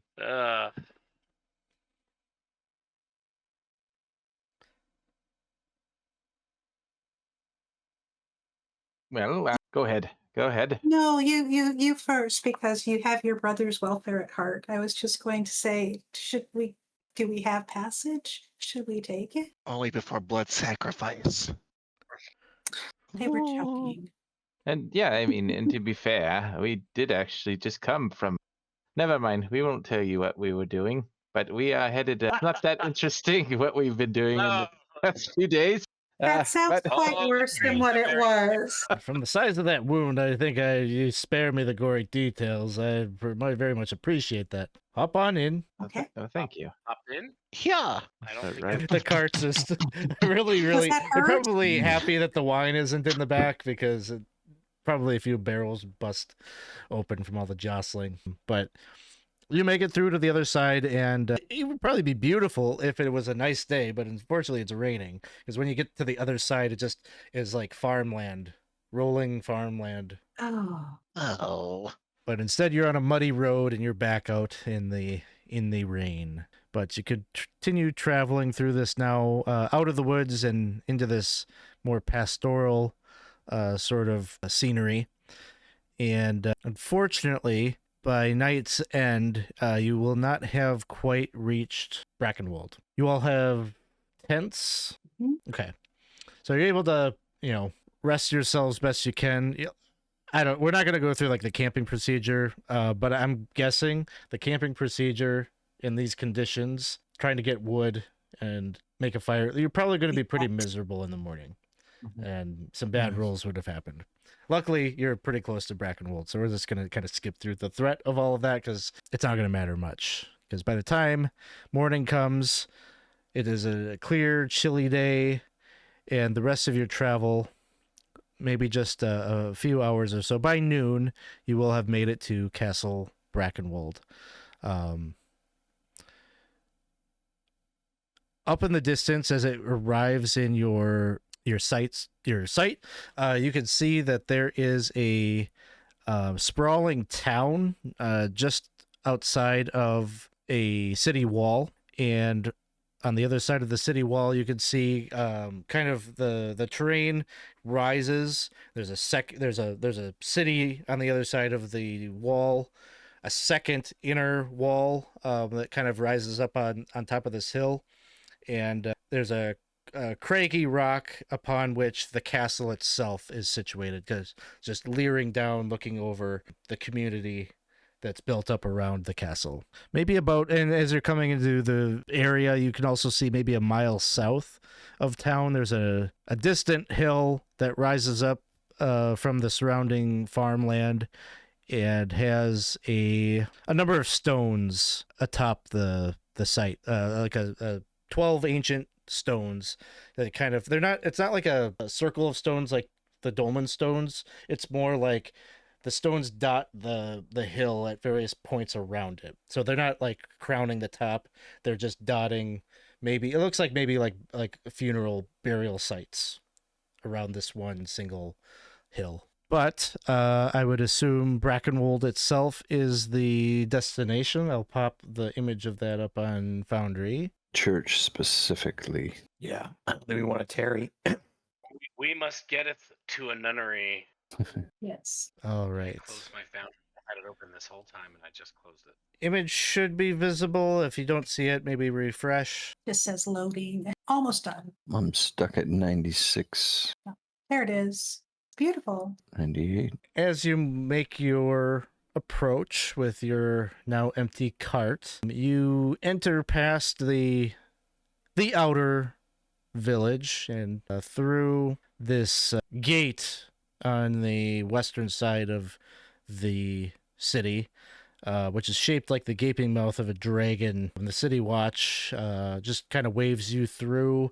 It looks like maybe they would probably inspect in a cargo or whatnot, maybe levy a fee or a tax, but seeing that your cart is empty, they just wave you through. And you then enter into like the inner city, which seems to be mostly made up of these kind of sprawling, seedy taverns, twisting alleys, a lot of commerce, a lot of shop fronts. But then, of course, you can see kind of above all of this, another gate or another wall that surrounds a hill where the castle itself is very prominently shown, and the second largest building in the town, that being of the cathedral. Is that the cathedral? The cathedral itself would be this building here. Okay. Yep. The giant spires. Makes it nice and easy to find. There's a tree or statue. It is a statue, I believe. Yes. Yeah. So you're going towards the cathedral. You will pass by this square, and you will see an iron statue situated there. It depicts a looming phantom dressed in rags that is being harried by two much smaller winged angels with swords. There is an inscription, but it is unintelligible to any of you. But can I try and read it with Yes. my decipher script? Sure. Let's see. I haven't done this in a while.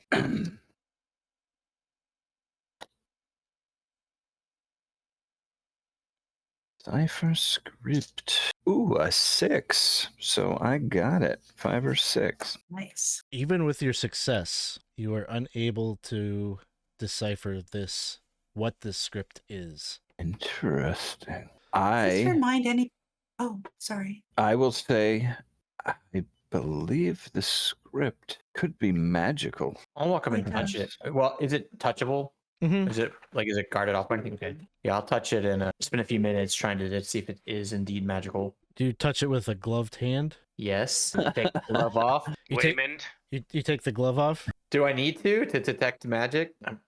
If that's, I mean, if there's an effect that happens if it's touching the skin, I feel like maybe I need to touch it, right? Yeah, I think so. Okay. I pull off a gauntlet, pull off the glove, and just. And of course, this hurts you. So Of course. Okay. you take It's you it's take iron, 3 right? points of damage. Oh, it's iron. Dang it. I wasn't paying attention to that part. Okay. And as you try to detect magic on it, I'm going to say no, it does not. Yeah, so just Oh, thanks for doing that for me, Silver. I was going to take etching a bit or something.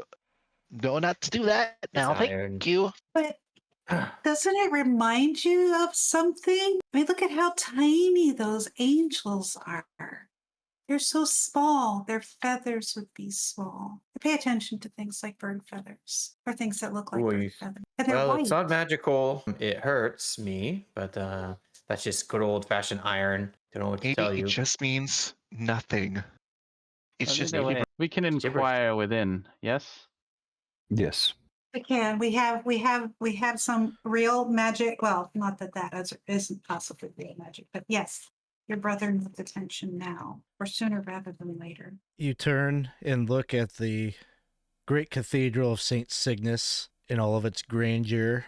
The architecture on the outside has these just adorned with all these statuesque angels and high-peaked roofs, lots of stained glass kind of fitted wherever there is space on the building. And as you enter, the vaulted gateway gives you sight into the exquisite ceiling frescoes that depict the one true God's judgment on the dead. And the space in here is just this breathtaking height. And there are pillars that reach all the way up to the ceilings. And the pillars themselves depict trunks of trees, and at the tops where the pillars reach up to support the ceiling, they reach out like the limbs of trees and kind of meld right into the stonework. Candle holders and censers of pure gold are kind of featured all the way throughout the cathedral where appropriate. And right behind the altar, you see a 20-foot tall marble statue of St. Cygnus standing cloaked behind the altar. Lots of doors that would seem to probably lead to little side chapels and confession rooms and study areas and things like that. Pews running up and down this main worship area. And there's a lot of people that have come from some locals, like you, are probably pilgrims that have come far to see this kind of wonder. So what's the goal, Mr. Friar? Do we look for the most holy man here? And he looks all. Does he have like a big hat, or what does an actual, genuine practice of the faith look like? Is he wearing like all super green stuff, or like what's he doing? Well, it would look like you are I, as far as faith. Grimalkin? Wow, that's pretty good. I am sure there might be a few, though I don't know. As far as well, I try to keep away from these places. So I'm not really sure, but I'm assuming that if we move in with an injured man here, we will be tended to quickly. So you're saying we should loudly proclaim that he's injured? We will walk in and we will see. Yes, I'm going to walk in and or I'm looking for maybe a priest or someone that's tending the cathedral. You see that there is a young priest that is seated in one of the back pews with like an elderly looking woman, and he's washing her feet. She looks very aged. Just her hands are very arthritic, and he's washing her feet and kind of massaging the bottoms of her feet a little bit. It seems like her feet look all kind of gnarly too, but you could just tell that like he's doing this service to her, giving her a little bit of relief from her pain. I think I would kind of walk up and kind of wait to be kind of respectfully. He'd walk up and wait to kind of for there to be a glance in my direction or whatnot. And he says, "Oh, hello. Welcome to the Chapel of St. Cygnus. It's beautiful here. Though I don't mind. I don't mean to tackle you with this issue, but I do have my brother here. He is gravely wounded. We need some healing and help. Oh, well.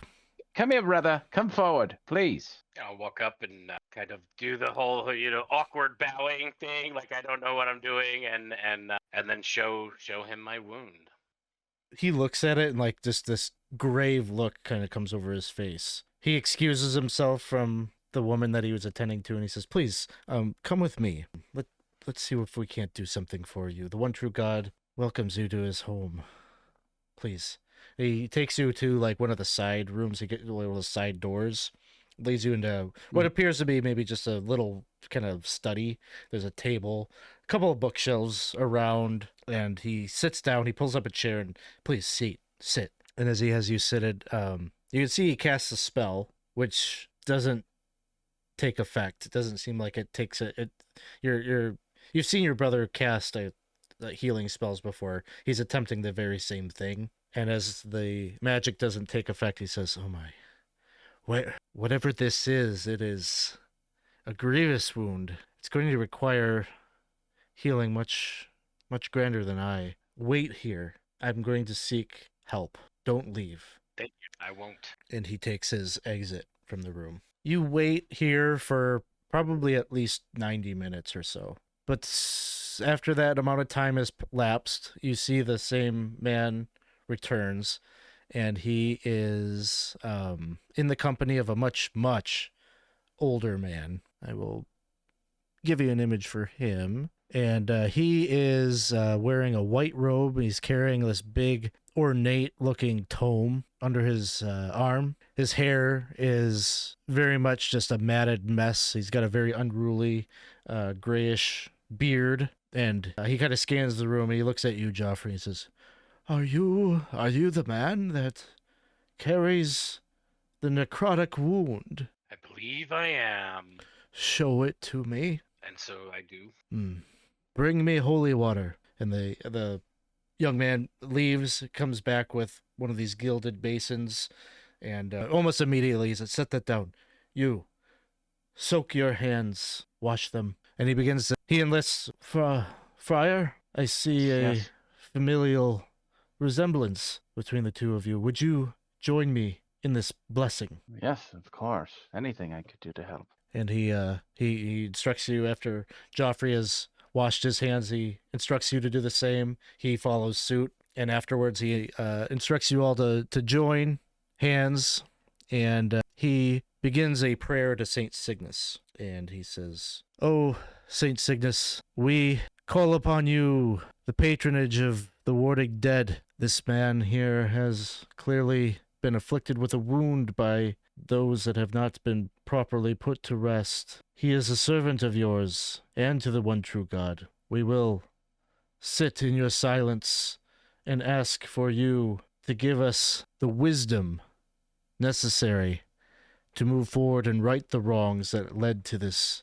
grievous injury." And he just kind of like looks to everyone in the room and puts a finger to his lips. And you sit in silence for 10 minutes. And in doing so, Geoffrey, you can feel it working. You can feel very slowly the wound start to recede. The soreness under your ribcage starts to feel less tender. And at the conclusion of that 10 minutes, you are fully healed. Nice. So I'll tell you, I rolled the maximum value for how long this would take to afflict you, and it was 6 weeks. Oh, wow. So you had a lot of time before it was going to kill you, but it could have been 1 week. But it eventually would have. Yeah. It eventually would. Damn. How many days has he had it then? I think maybe it was 2 weeks total. I'd have to go back and count the log, but So we still had a little bit of time, but it could have killed him. it would kill you at the end, at the conclusion. Yeah. So, and in game terms, in story terms, the abbot here would explain all of that to you, that it's good that you arrived when you did. This is a fatal wound, but it is the touch of undeath. Tell me, I would like to know the story of how you received such a wound. This is undead. Encounters with the undead are not uncommon in the Dolmenwood, but this is something else. Yeah, and I'll go through the whole story of the Abbey of St. Cloud and our adventures there. Kind of very long-winded, probably, and he'll probably have to get me back on track because I'll get distracted and go off on tangents and stuff. But yeah, we'll go through the whole thing and kind of end with the wound. Honestly, he's probably asking you weird questions throughout that are sending you off on these tangents. Like at one Okay. point he'll say, like early on in your story when you're asking or you're telling him about you've been to that abbey, he would say, "Truly? Tell me, you didn't by chance encounter any Droon along the way, did you?" Did we? I don't think so. 2 different drone. A pity. Did we? Wait, we Mhm. did. Did? We did. Did? You've had We did. Yeah. encounters with the Droon? You must tell did, me yeah. all about it. Where? Wait, wasn't it? Wait, didn't we have an encounter with the drone where the fishy was, right, or something, in the tunnels? No, we had Something? an encounter with the Droon in the caves, in the crystal caves originally, which we still are on a job of his. I think he gave us a Yeah. task And and then, we of never course- finished it. And Paula. That's right. And Pollock, yeah. Paul's father. Okay, yeah. Did you not run into some, I like, on a guess in my brain, I guess Abbey. you would be thinking if we encountered Droon at the Abbey, yeah, and so he would say, no, we Oh, didn't. got you. Yes. Okay. But so but we have met Droon. do you in the tell do past. you tell him that? I do, yeah. Okay. You say, Mhm. "It's fascinating. Clearly, it didn't go too poorly for you. You're still here breathing, and certainly the Droon didn't do that to you." No, actually, we found the Droon to be quite personable for the most part. Much. I believe that most of the bad things that have been said about them have been mostly stereotypes and Indeed. myths. You know, Indeed. all the Droon we've met have been pretty nice, pretty cool. I'm just looking at you sideways, but I'm not saying anything. Perhaps we could talk more about that at a later time. I have many questions for you about them. But again, I apologies. I detracted you from your story. The wound, yes, the Abbey. You managed to get close to it. That is something that none of our missionaries and knights have been able to do. Well, we were in it. It wasn't on purpose. It happened quite on accident. And You were inside? You were We did- in the crypts? yeah, Yes. Fascinating. A little bit. Did you bring anything back with you? we did. I say All of my friends. Luckily to get out with our lives. There was a large talking catfish. Hmm? That was We weird. did not bring him out, though. We didn't bring him out. We left him. Weird talking did. catfish. Strange. The abbey itself was very corrupted. Yeah. There was a weird room that was like a big big flesh tunnel, right? Kind of. The walls yeah. were flesh, and there Yeah, was and it had- holes in there. Yeah. It was some stuff. Yeah, it was some stuff. It's weird. And Saw a 5-headed beast, a hydra, but each head was different. Situation Undead there everywhere. is worse than anyone could have ever possibly imagined. The corruption runs deep into the depths of the crypts themselves, where Clwyd is Yes. entombed. Did you find his remains? We did not. You didn't happen to find a magical a cloth, the garments of Clwyd, his prayer We book, sold it on the market. We found a ghost feather. Mm, his The hand, book? No. Show the mummified other- hand. show None the- of it. Oh, No. Please, tell us more. Tell us more about all of that. the lost We relics. do feel The lost relics of Clwyd. We've tried on occasion to reclaim them. They're powerful. They could do us much good at this time. You know, obviously, you are well versed in traveling the Dolmenwood. You've seen things. You've dealt with the corruption that runs through. There are many Talking about places the that. Yes, the Nag Lord, among others. I had only hoped. Don't get me wrong, I am happy to know that you all made it out with your lives, but was merely hoping as a byproduct of that maybe you were able to reclaim one of our lost artifacts.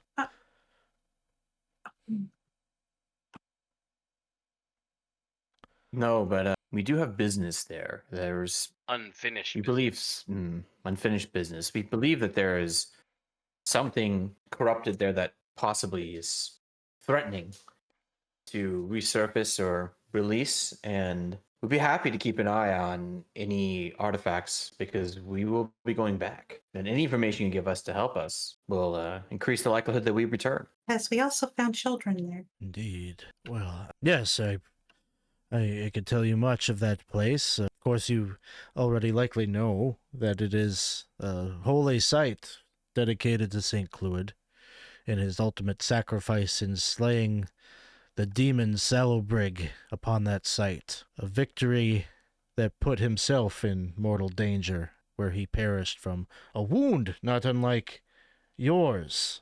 He points to Geoffrey. In life, he had many followers. In death, his influence only grew, and his congregation came to build him a great cathedral, the largest site in the Dolmenwood, dedicated to the one true God. And there it stood for several decades as a shining beacon. But about a century ago, all contact with the abbey was lost. It seemingly overnight became a desolate ruin and was destroyed by untold strange phenomenon like what you were reporting to me had been sighted there, until eventually it was almost like there was some fog or force field that kept all far away from it, not able to approach. The church has sent innumerable parties out that way to try to reclaim it. All have failed. I asked you about the Droon, and one of the theories that was surrounding that place was that there was Droon magic responsible, but my theory is that it is the Nag Lord, given its proximity to where other such things have been reported over these many decades. I think that it has some connection to that. Didn't see anything that reminded us of Droon there, or at least our interactions with the Droon. No, I never believed that, and in fact, it sounds like you have some friends among the Droon. Yes. Acquaintances, at least. Well, if you are to come back from your current quest, I may ask you if you could help me make acquaintance. I feel you are folk that I can trust. I would like to reestablish contact between the Droon and the church. Sure. See, We could always try. That is an Well, it affair for a seems that- different time. it seems the Nag Lord has been expanding his influence, and perhaps a treaty between the Droon and the church to fight off the Nag Lord may be Precisely. in order. Precisely my thinking. And also imperative that you might bring me back those relics if you come across them. They could be helpful in fighting back that influence. It's unclear, though, what was the precipitating event that led to its fall. The last abbot that was in charge of that place, I wouldn't doubt that he had something to do with it. He was a very controversial figure during his day, a man by the name of Loomingwill. He wished to commune with St. Cloud directly, talk to him in the afterlife. I found some records that suggested perhaps he was trying to use his remains to maybe summon forth St. Cloud's spirit from the realm of the one true God. Clearly, necromancy. Pretty clearly. If you could That bring was back more- any evidence of this, I would appreciate it so that we could set the record straight and further establish the church's teachings on this. This is a question I'll have. I think we went into his study, or we got some evidence of him doing shady stuff. Was it in a journal, or was it from the ghosts, or was it a bit of both? I'm trying to remember exactly where we got the information, because we heard, oh, he's got a secret passage in his office to go deeper into the I catacombs. think that came from a Well, I don't know. ghost. Yeah. Yeah. Well, that's what told us how to get there. I feel like we Um, went somewhere and got a book from him, a book of something. I don't remember what it was. Something, yeah. I have many Vaguely questions remember. for you, but I think the biggest one here, and I might have a bit more information, but if we go back there, I fear I do not have the necessary power granted to me by the one true God to maybe save my friends if they are injured again. Is there anything that you can teach me or give me that would help if another injury like this were to occur? Certainly, I would have you pray with me here at the church so that you can receive a blessing of St. Cygnus. As far as your faith, that is something that you'll have to develop yourself. I will be honest with you, I don't have too many friends here among the church. And I would appreciate it if some of the things that I have told you maybe stays between us. Believe it or not, I respect you more for that. I could probably arrange it for a few that I trust to go along with you. Yes, of course. I look to the others. Yes, we will Yes. try our best to keep them safe as well. Though it is dangerous, and they must know that, and I'm sure they do, stepping into the Dolmenwood, you are taking your life within your own hands. It is a dangerous place. Indeed, but as soon as I tell them the nature of what you are doing, the reclamation of the Abbey of St. Cloud is a mission that no one of the faith would turn down. It is among the highest methods of paying it forward to the faith and honoring the one true God that one could do. I am sure that those that I trust, and I will be sure that they are those that I trust, that I would send along with you, they will go into this without any reservation. It's very good because. So, Oh no, go ahead. well, I was curious because we had some discussion with an abbot too. Do you want to share any of that? Do you think it matters? I think the friar would mention Abbot Nedwin Hargle. No, this is Abbot Hargle. Yeah. Loomingwell? No, not Loomingwell. Whoever that the abbey that we Oh, yeah. we went to. We I can look spoke with him it about quick. Abbot Winton. That sounds right, yeah. He said, "Oh, I am quite familiar with my good friend there along the way. Yes. What news do you bring of him? I hope he's doing well." Oh, he is doing well, but I did share with him, as I am going to share with you now, that this is not just.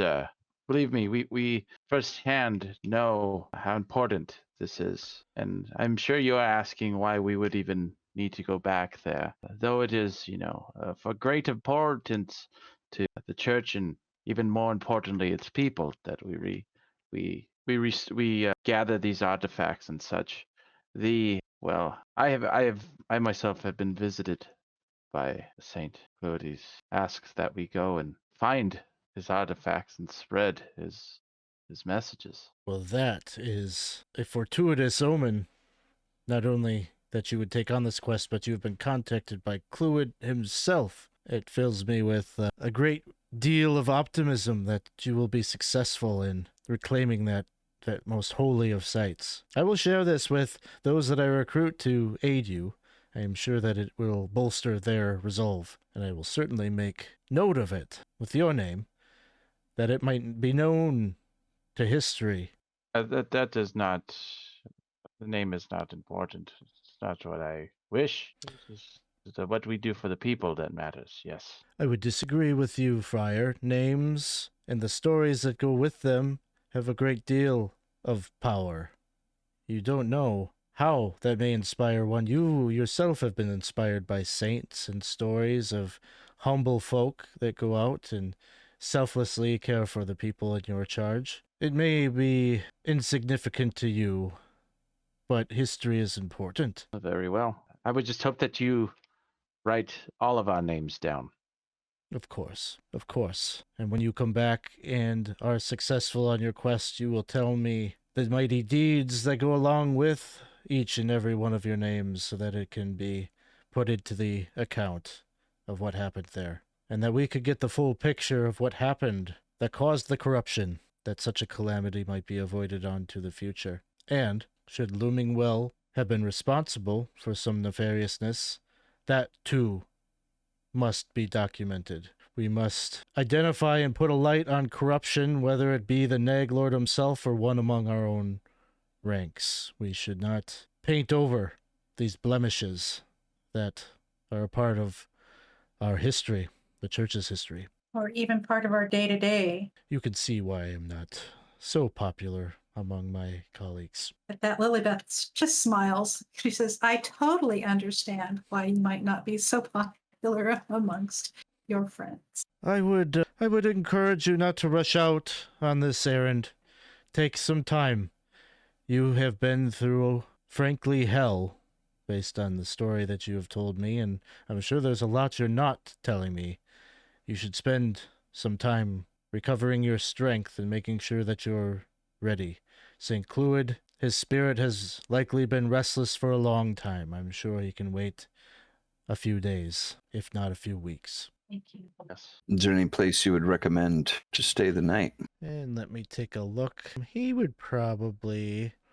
I'll pull up my list here real quick.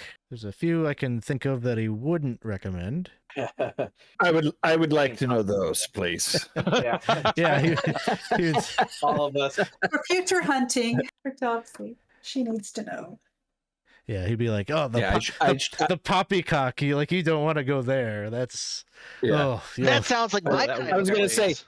it probably would be better for me to ask, where would you not stay? Could you please tell me where you would not stay? Yeah, that one would escape his lips almost immediately. He'd probably tell you to go to the chateau. He says it's the second finest inn in Brackenwold. Alex, remind me. I'm trying to remember. There was something else we needed to get from Brackenwold, and I want to think. Is it possibly full plate? Did we decide that we couldn't get that in Prigwort? Oh yeah, that might have been the case. Yes, you could buy that here. That was exactly what it was. Yep, it was the full plate. Hmm. We don't have our money yet, but it might be worth getting that fitted because I think that those of us who wear, as I wear full plate, or I can wear full plate. I know Geoffrey can as well. I think we need to have as much as we can get going into the Abbey. Yeah. I also can wear Actually, full plate, but I have played at Prigwort on the way. Silver, what afflicts you, and how is that healed? I have been. Several of us were injured by those Oh, undead, and I'll step in here Yeah. and just say, I was going to message you about this and find a story way to do it, but I was going to say that the killing of the stag kind of counts as a Mhm. major quest and will have healed that. So I don't know. I don't have a Nice. fancy way of introducing that, but I was going to make sure that was a piece of it. see, it could also just give us 25,000 gold pieces of I experience. could do that too. Yeah, we do got these pretty That cool was golden that was the antlers. magical way. Okay. Yeah, that'll give me 5 more hit points and +2 to my attack rolls and saves. So that'd be very, very good if that happens. So is this like the restoration of charisma and everything else, or no? Are you also drained on something? No, I think it was. I think the wound is actually just the wound was bad, and it was disfiguring enough that I had permanently lost charisma. Yeah, I think so. Yeah. Same both with my dexterity. Yeah. Perhaps maybe Brackenwold has a nice wig shop or something. One. Certainly. A wig of +1 charisma or something. Yeah. Well, it's certainly worth looking at, but I have a feeling, especially wherever we go, that taking care of a wig in the middle of the trouble, Yeah, then no, it's I'm- worth. Kidding. Well, yes, you will be able to, secure lodging at the chateau. You could certainly do some shopping and such. All of that you could handle outside of the game. But if you've got questions, feel free to throw them my way or throw them in our chat. Topsy's armor, I think, is ready for pickup. So you could just, at this point, we can hand wave that and say, like, you will return back to Prigwort and pick that up as well. Is there any other RP stuff that you want to take care of or do while you're in Brackenwold? I am thinking that unless you tell me otherwise, maybe you would stay here for a minimum of a week, resting, recuperating, Yeah. getting ready, maybe getting acquainted with. I'll figure out what to. I kind of just threw that in there, the thing with the hirelings, but we'll find some young, eager thurgs to go along with you, and figure out how to manage that. And maybe we can hire the gingerbread men too at some point. Forgot about that. I'm all ears to hear Yeah, that how makes you want to sense. approach Well- that. You ever heard of lemon bars, gingerbread men? Well, they're like the gold of the bakery world. My mother-in-law is a lemon bar. Yeah, so we will figure out time and kind of maybe come to the next session with kind of like a broad, what did your character do during this time while you were in Brackenwold? You can always throw questions at me about what could we find in Brackenwold and such, but it's a big fancy city with a castle, and so there's a nobility class here. I'm sure you can kind of surmise like what types of things are in existence in Brackenwold. And yeah, once we kind of resolve all of that, we will begin. The gameplay of the next session will be you at the Abbey so we can make sure we've got plenty of time to resolve everything that you want to do there before we go on a little bit of a break, hiatus, whatever we're calling it, with this game. So, and you still got 12 rerolls from the donations, so thanks for the donations out there. Appreciate that. We will need them. I think Alex, in Probably Abbey. just for savings throws, mostly. So Alex, Hello. this is for real. We don't want to just save them only for like weird saving throw issues, because that paralysis could have absolutely wiped us out. Or that charm, Right. I guess. Alex, this is a long shot, but a while back I hobbled my leg and it took off dexterity. It was one of the punishments or the injuries from going to 0 hit points. Could I see if there's like a talented surgeon or doctor to like look at my leg and see if there's any way to get like 1 or 2 of those dexterity points back? What level are you right now? I'm level 3. Okay. Roll me a d20, and if you roll a 14 or higher, I'll say there's such a person that has a skill. Cool. All right, let's give it a shot. Nope. Ah, It's a Good. good roll. Worth a shot. We have We reroll. have a We have a reroll. You can use one Oh, reroll. let's not on it. reroll that. Okay. All right, well, I'll use one reroll. Yeah, Use it. reroll it. Just one. All right, and let's give it a shot. Nope. I hate when it does that. That's fate, though. That's fate. That's okay. It is fate. I got my bum leg. I'll continue on. It You know- adds character. Yeah, you take Maybe it what to you several could do is specialists, and they all look at it and say that there's nothing much that they can do to regain. Like if you're not feeling too much discomfort, like they can do some stuff for pain and such, but to actually like give it the functionality again is just outside of their skill. We have a lot of money. We could find out somebody who could cast a regeneration spell and just cut your leg off and then regenerate it back fine. You know, I have this axe. Just like, just sever. Is that even Yeah, a spell in Dolmenwood? I have no idea. I have don't no know. idea. Find out. It probably is, but And if not, I'm sure I could pray enough and it might be. Who knows? Kill me and then raise me from the dead. That's a good Yes. thought. Yes. I think the one true god is going to help an elf with a bum leg. I don't know. Yeah, right. Take I his don't leg know. off. And, Died. there's a little less of that Yeah. elf in the world. That's a good thing. Yeah. Yeah. Why? Well, Why? and then- Because this elf has done a lot for the one true Yeah. god. Go through all that, and then you resist the regeneration. That's Right. right. Yeah, there we go. Or dexterity. Yep. Oops. So this is in all seriousness. Isn't Silver not fully elven, or is it just no. he's I'm all elf, baby. you're Oh. all elf?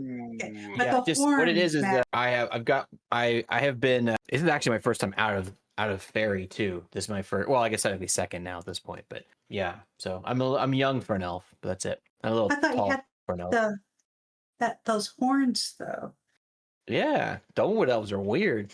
I got some Mhm. horns. I rolled random features, and that was one of them. Little nubs. Okay. Yeah. You got little Well, nubs they too, match so your it's nubs. okay. That's right. We both got the nubs. Mine are ivory. But you also Yep. And purple. mine are just antler. Yeah.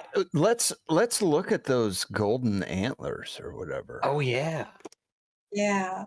That would have been such a great trophy, but it can't be because I didn't kill it. But what are they made Oh. of? You would, if you inspect them, you'll see that there's like infernal script that's etched into the gold. Nice. But otherwise, it is Thomas. multi-pointed, impressive rack of antlers, just like kind of like the first time that you saw the Devil Stag, and it looked all glorious. Like they look like that. Well, I'm kind of picturing like what was it, like Thor Ragnarok with the guy's horns or whatever that got put in the ever burning flame and created whatever the hell the guy's name was.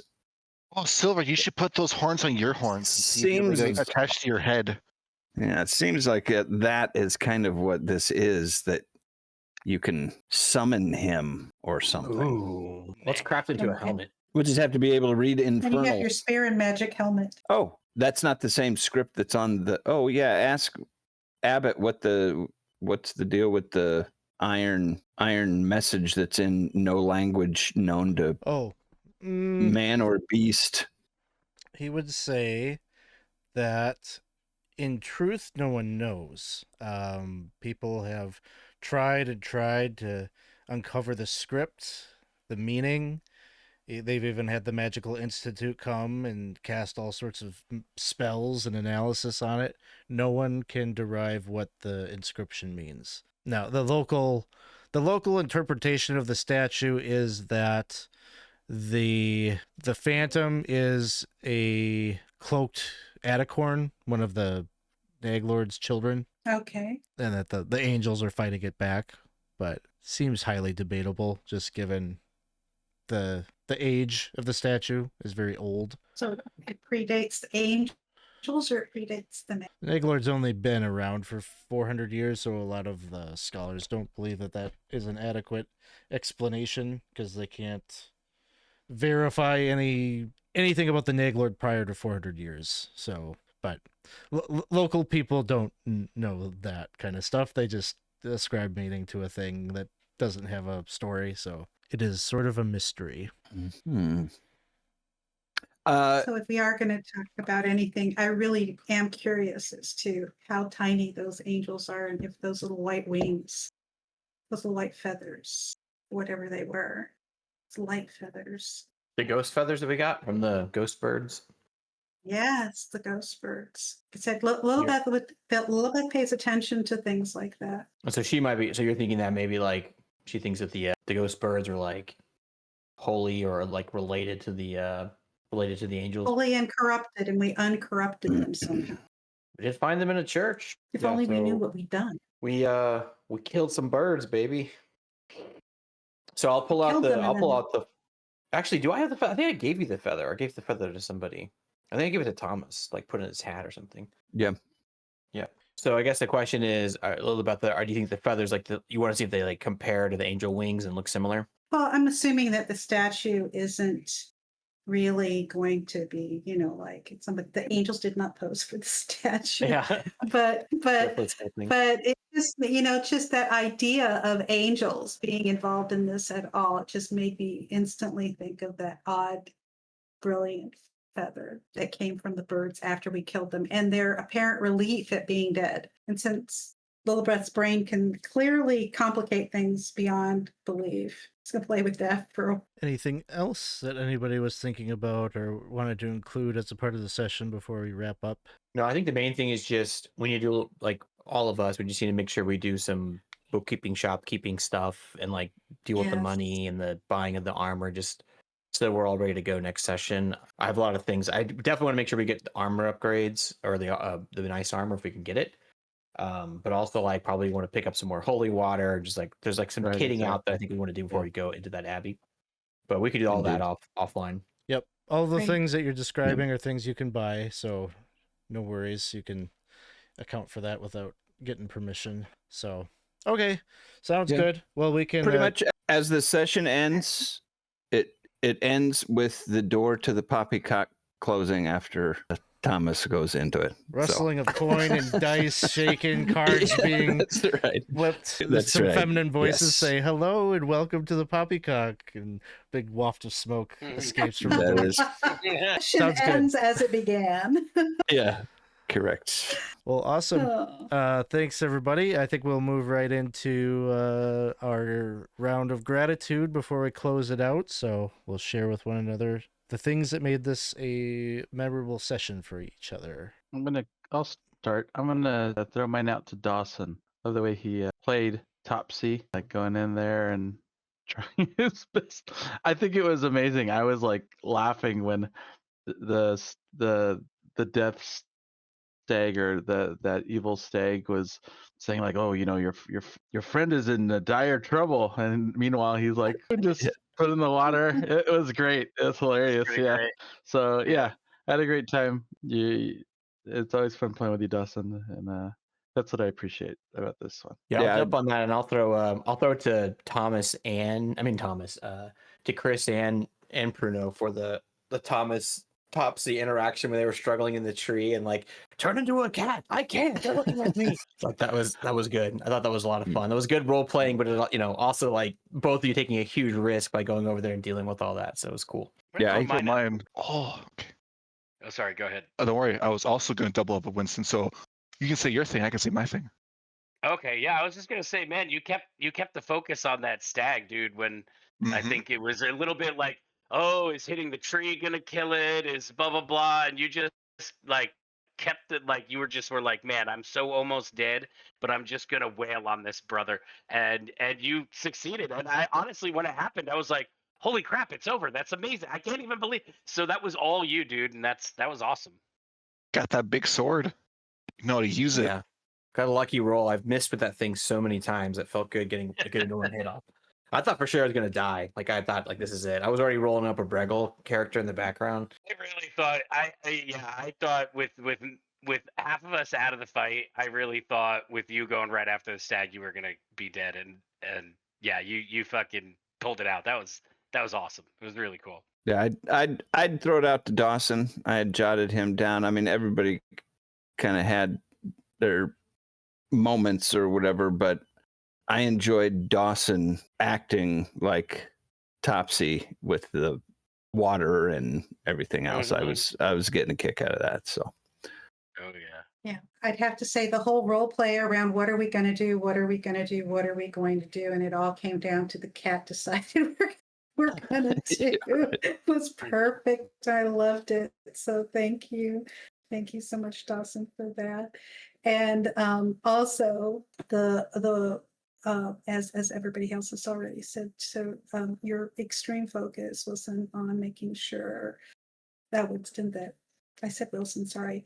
I'm tired. On making sure that stag died, even if you died with it, was made it just like, oh my God, I can't, as you said, oh my God, I can't believe this. Can't believe that it's already dead. Yeah, we won Dungeons and Dragons tonight, guys. You won. we did. That's it. It's all downhill from here. It's all downhill from Well, No, thanks. it was a very fun session.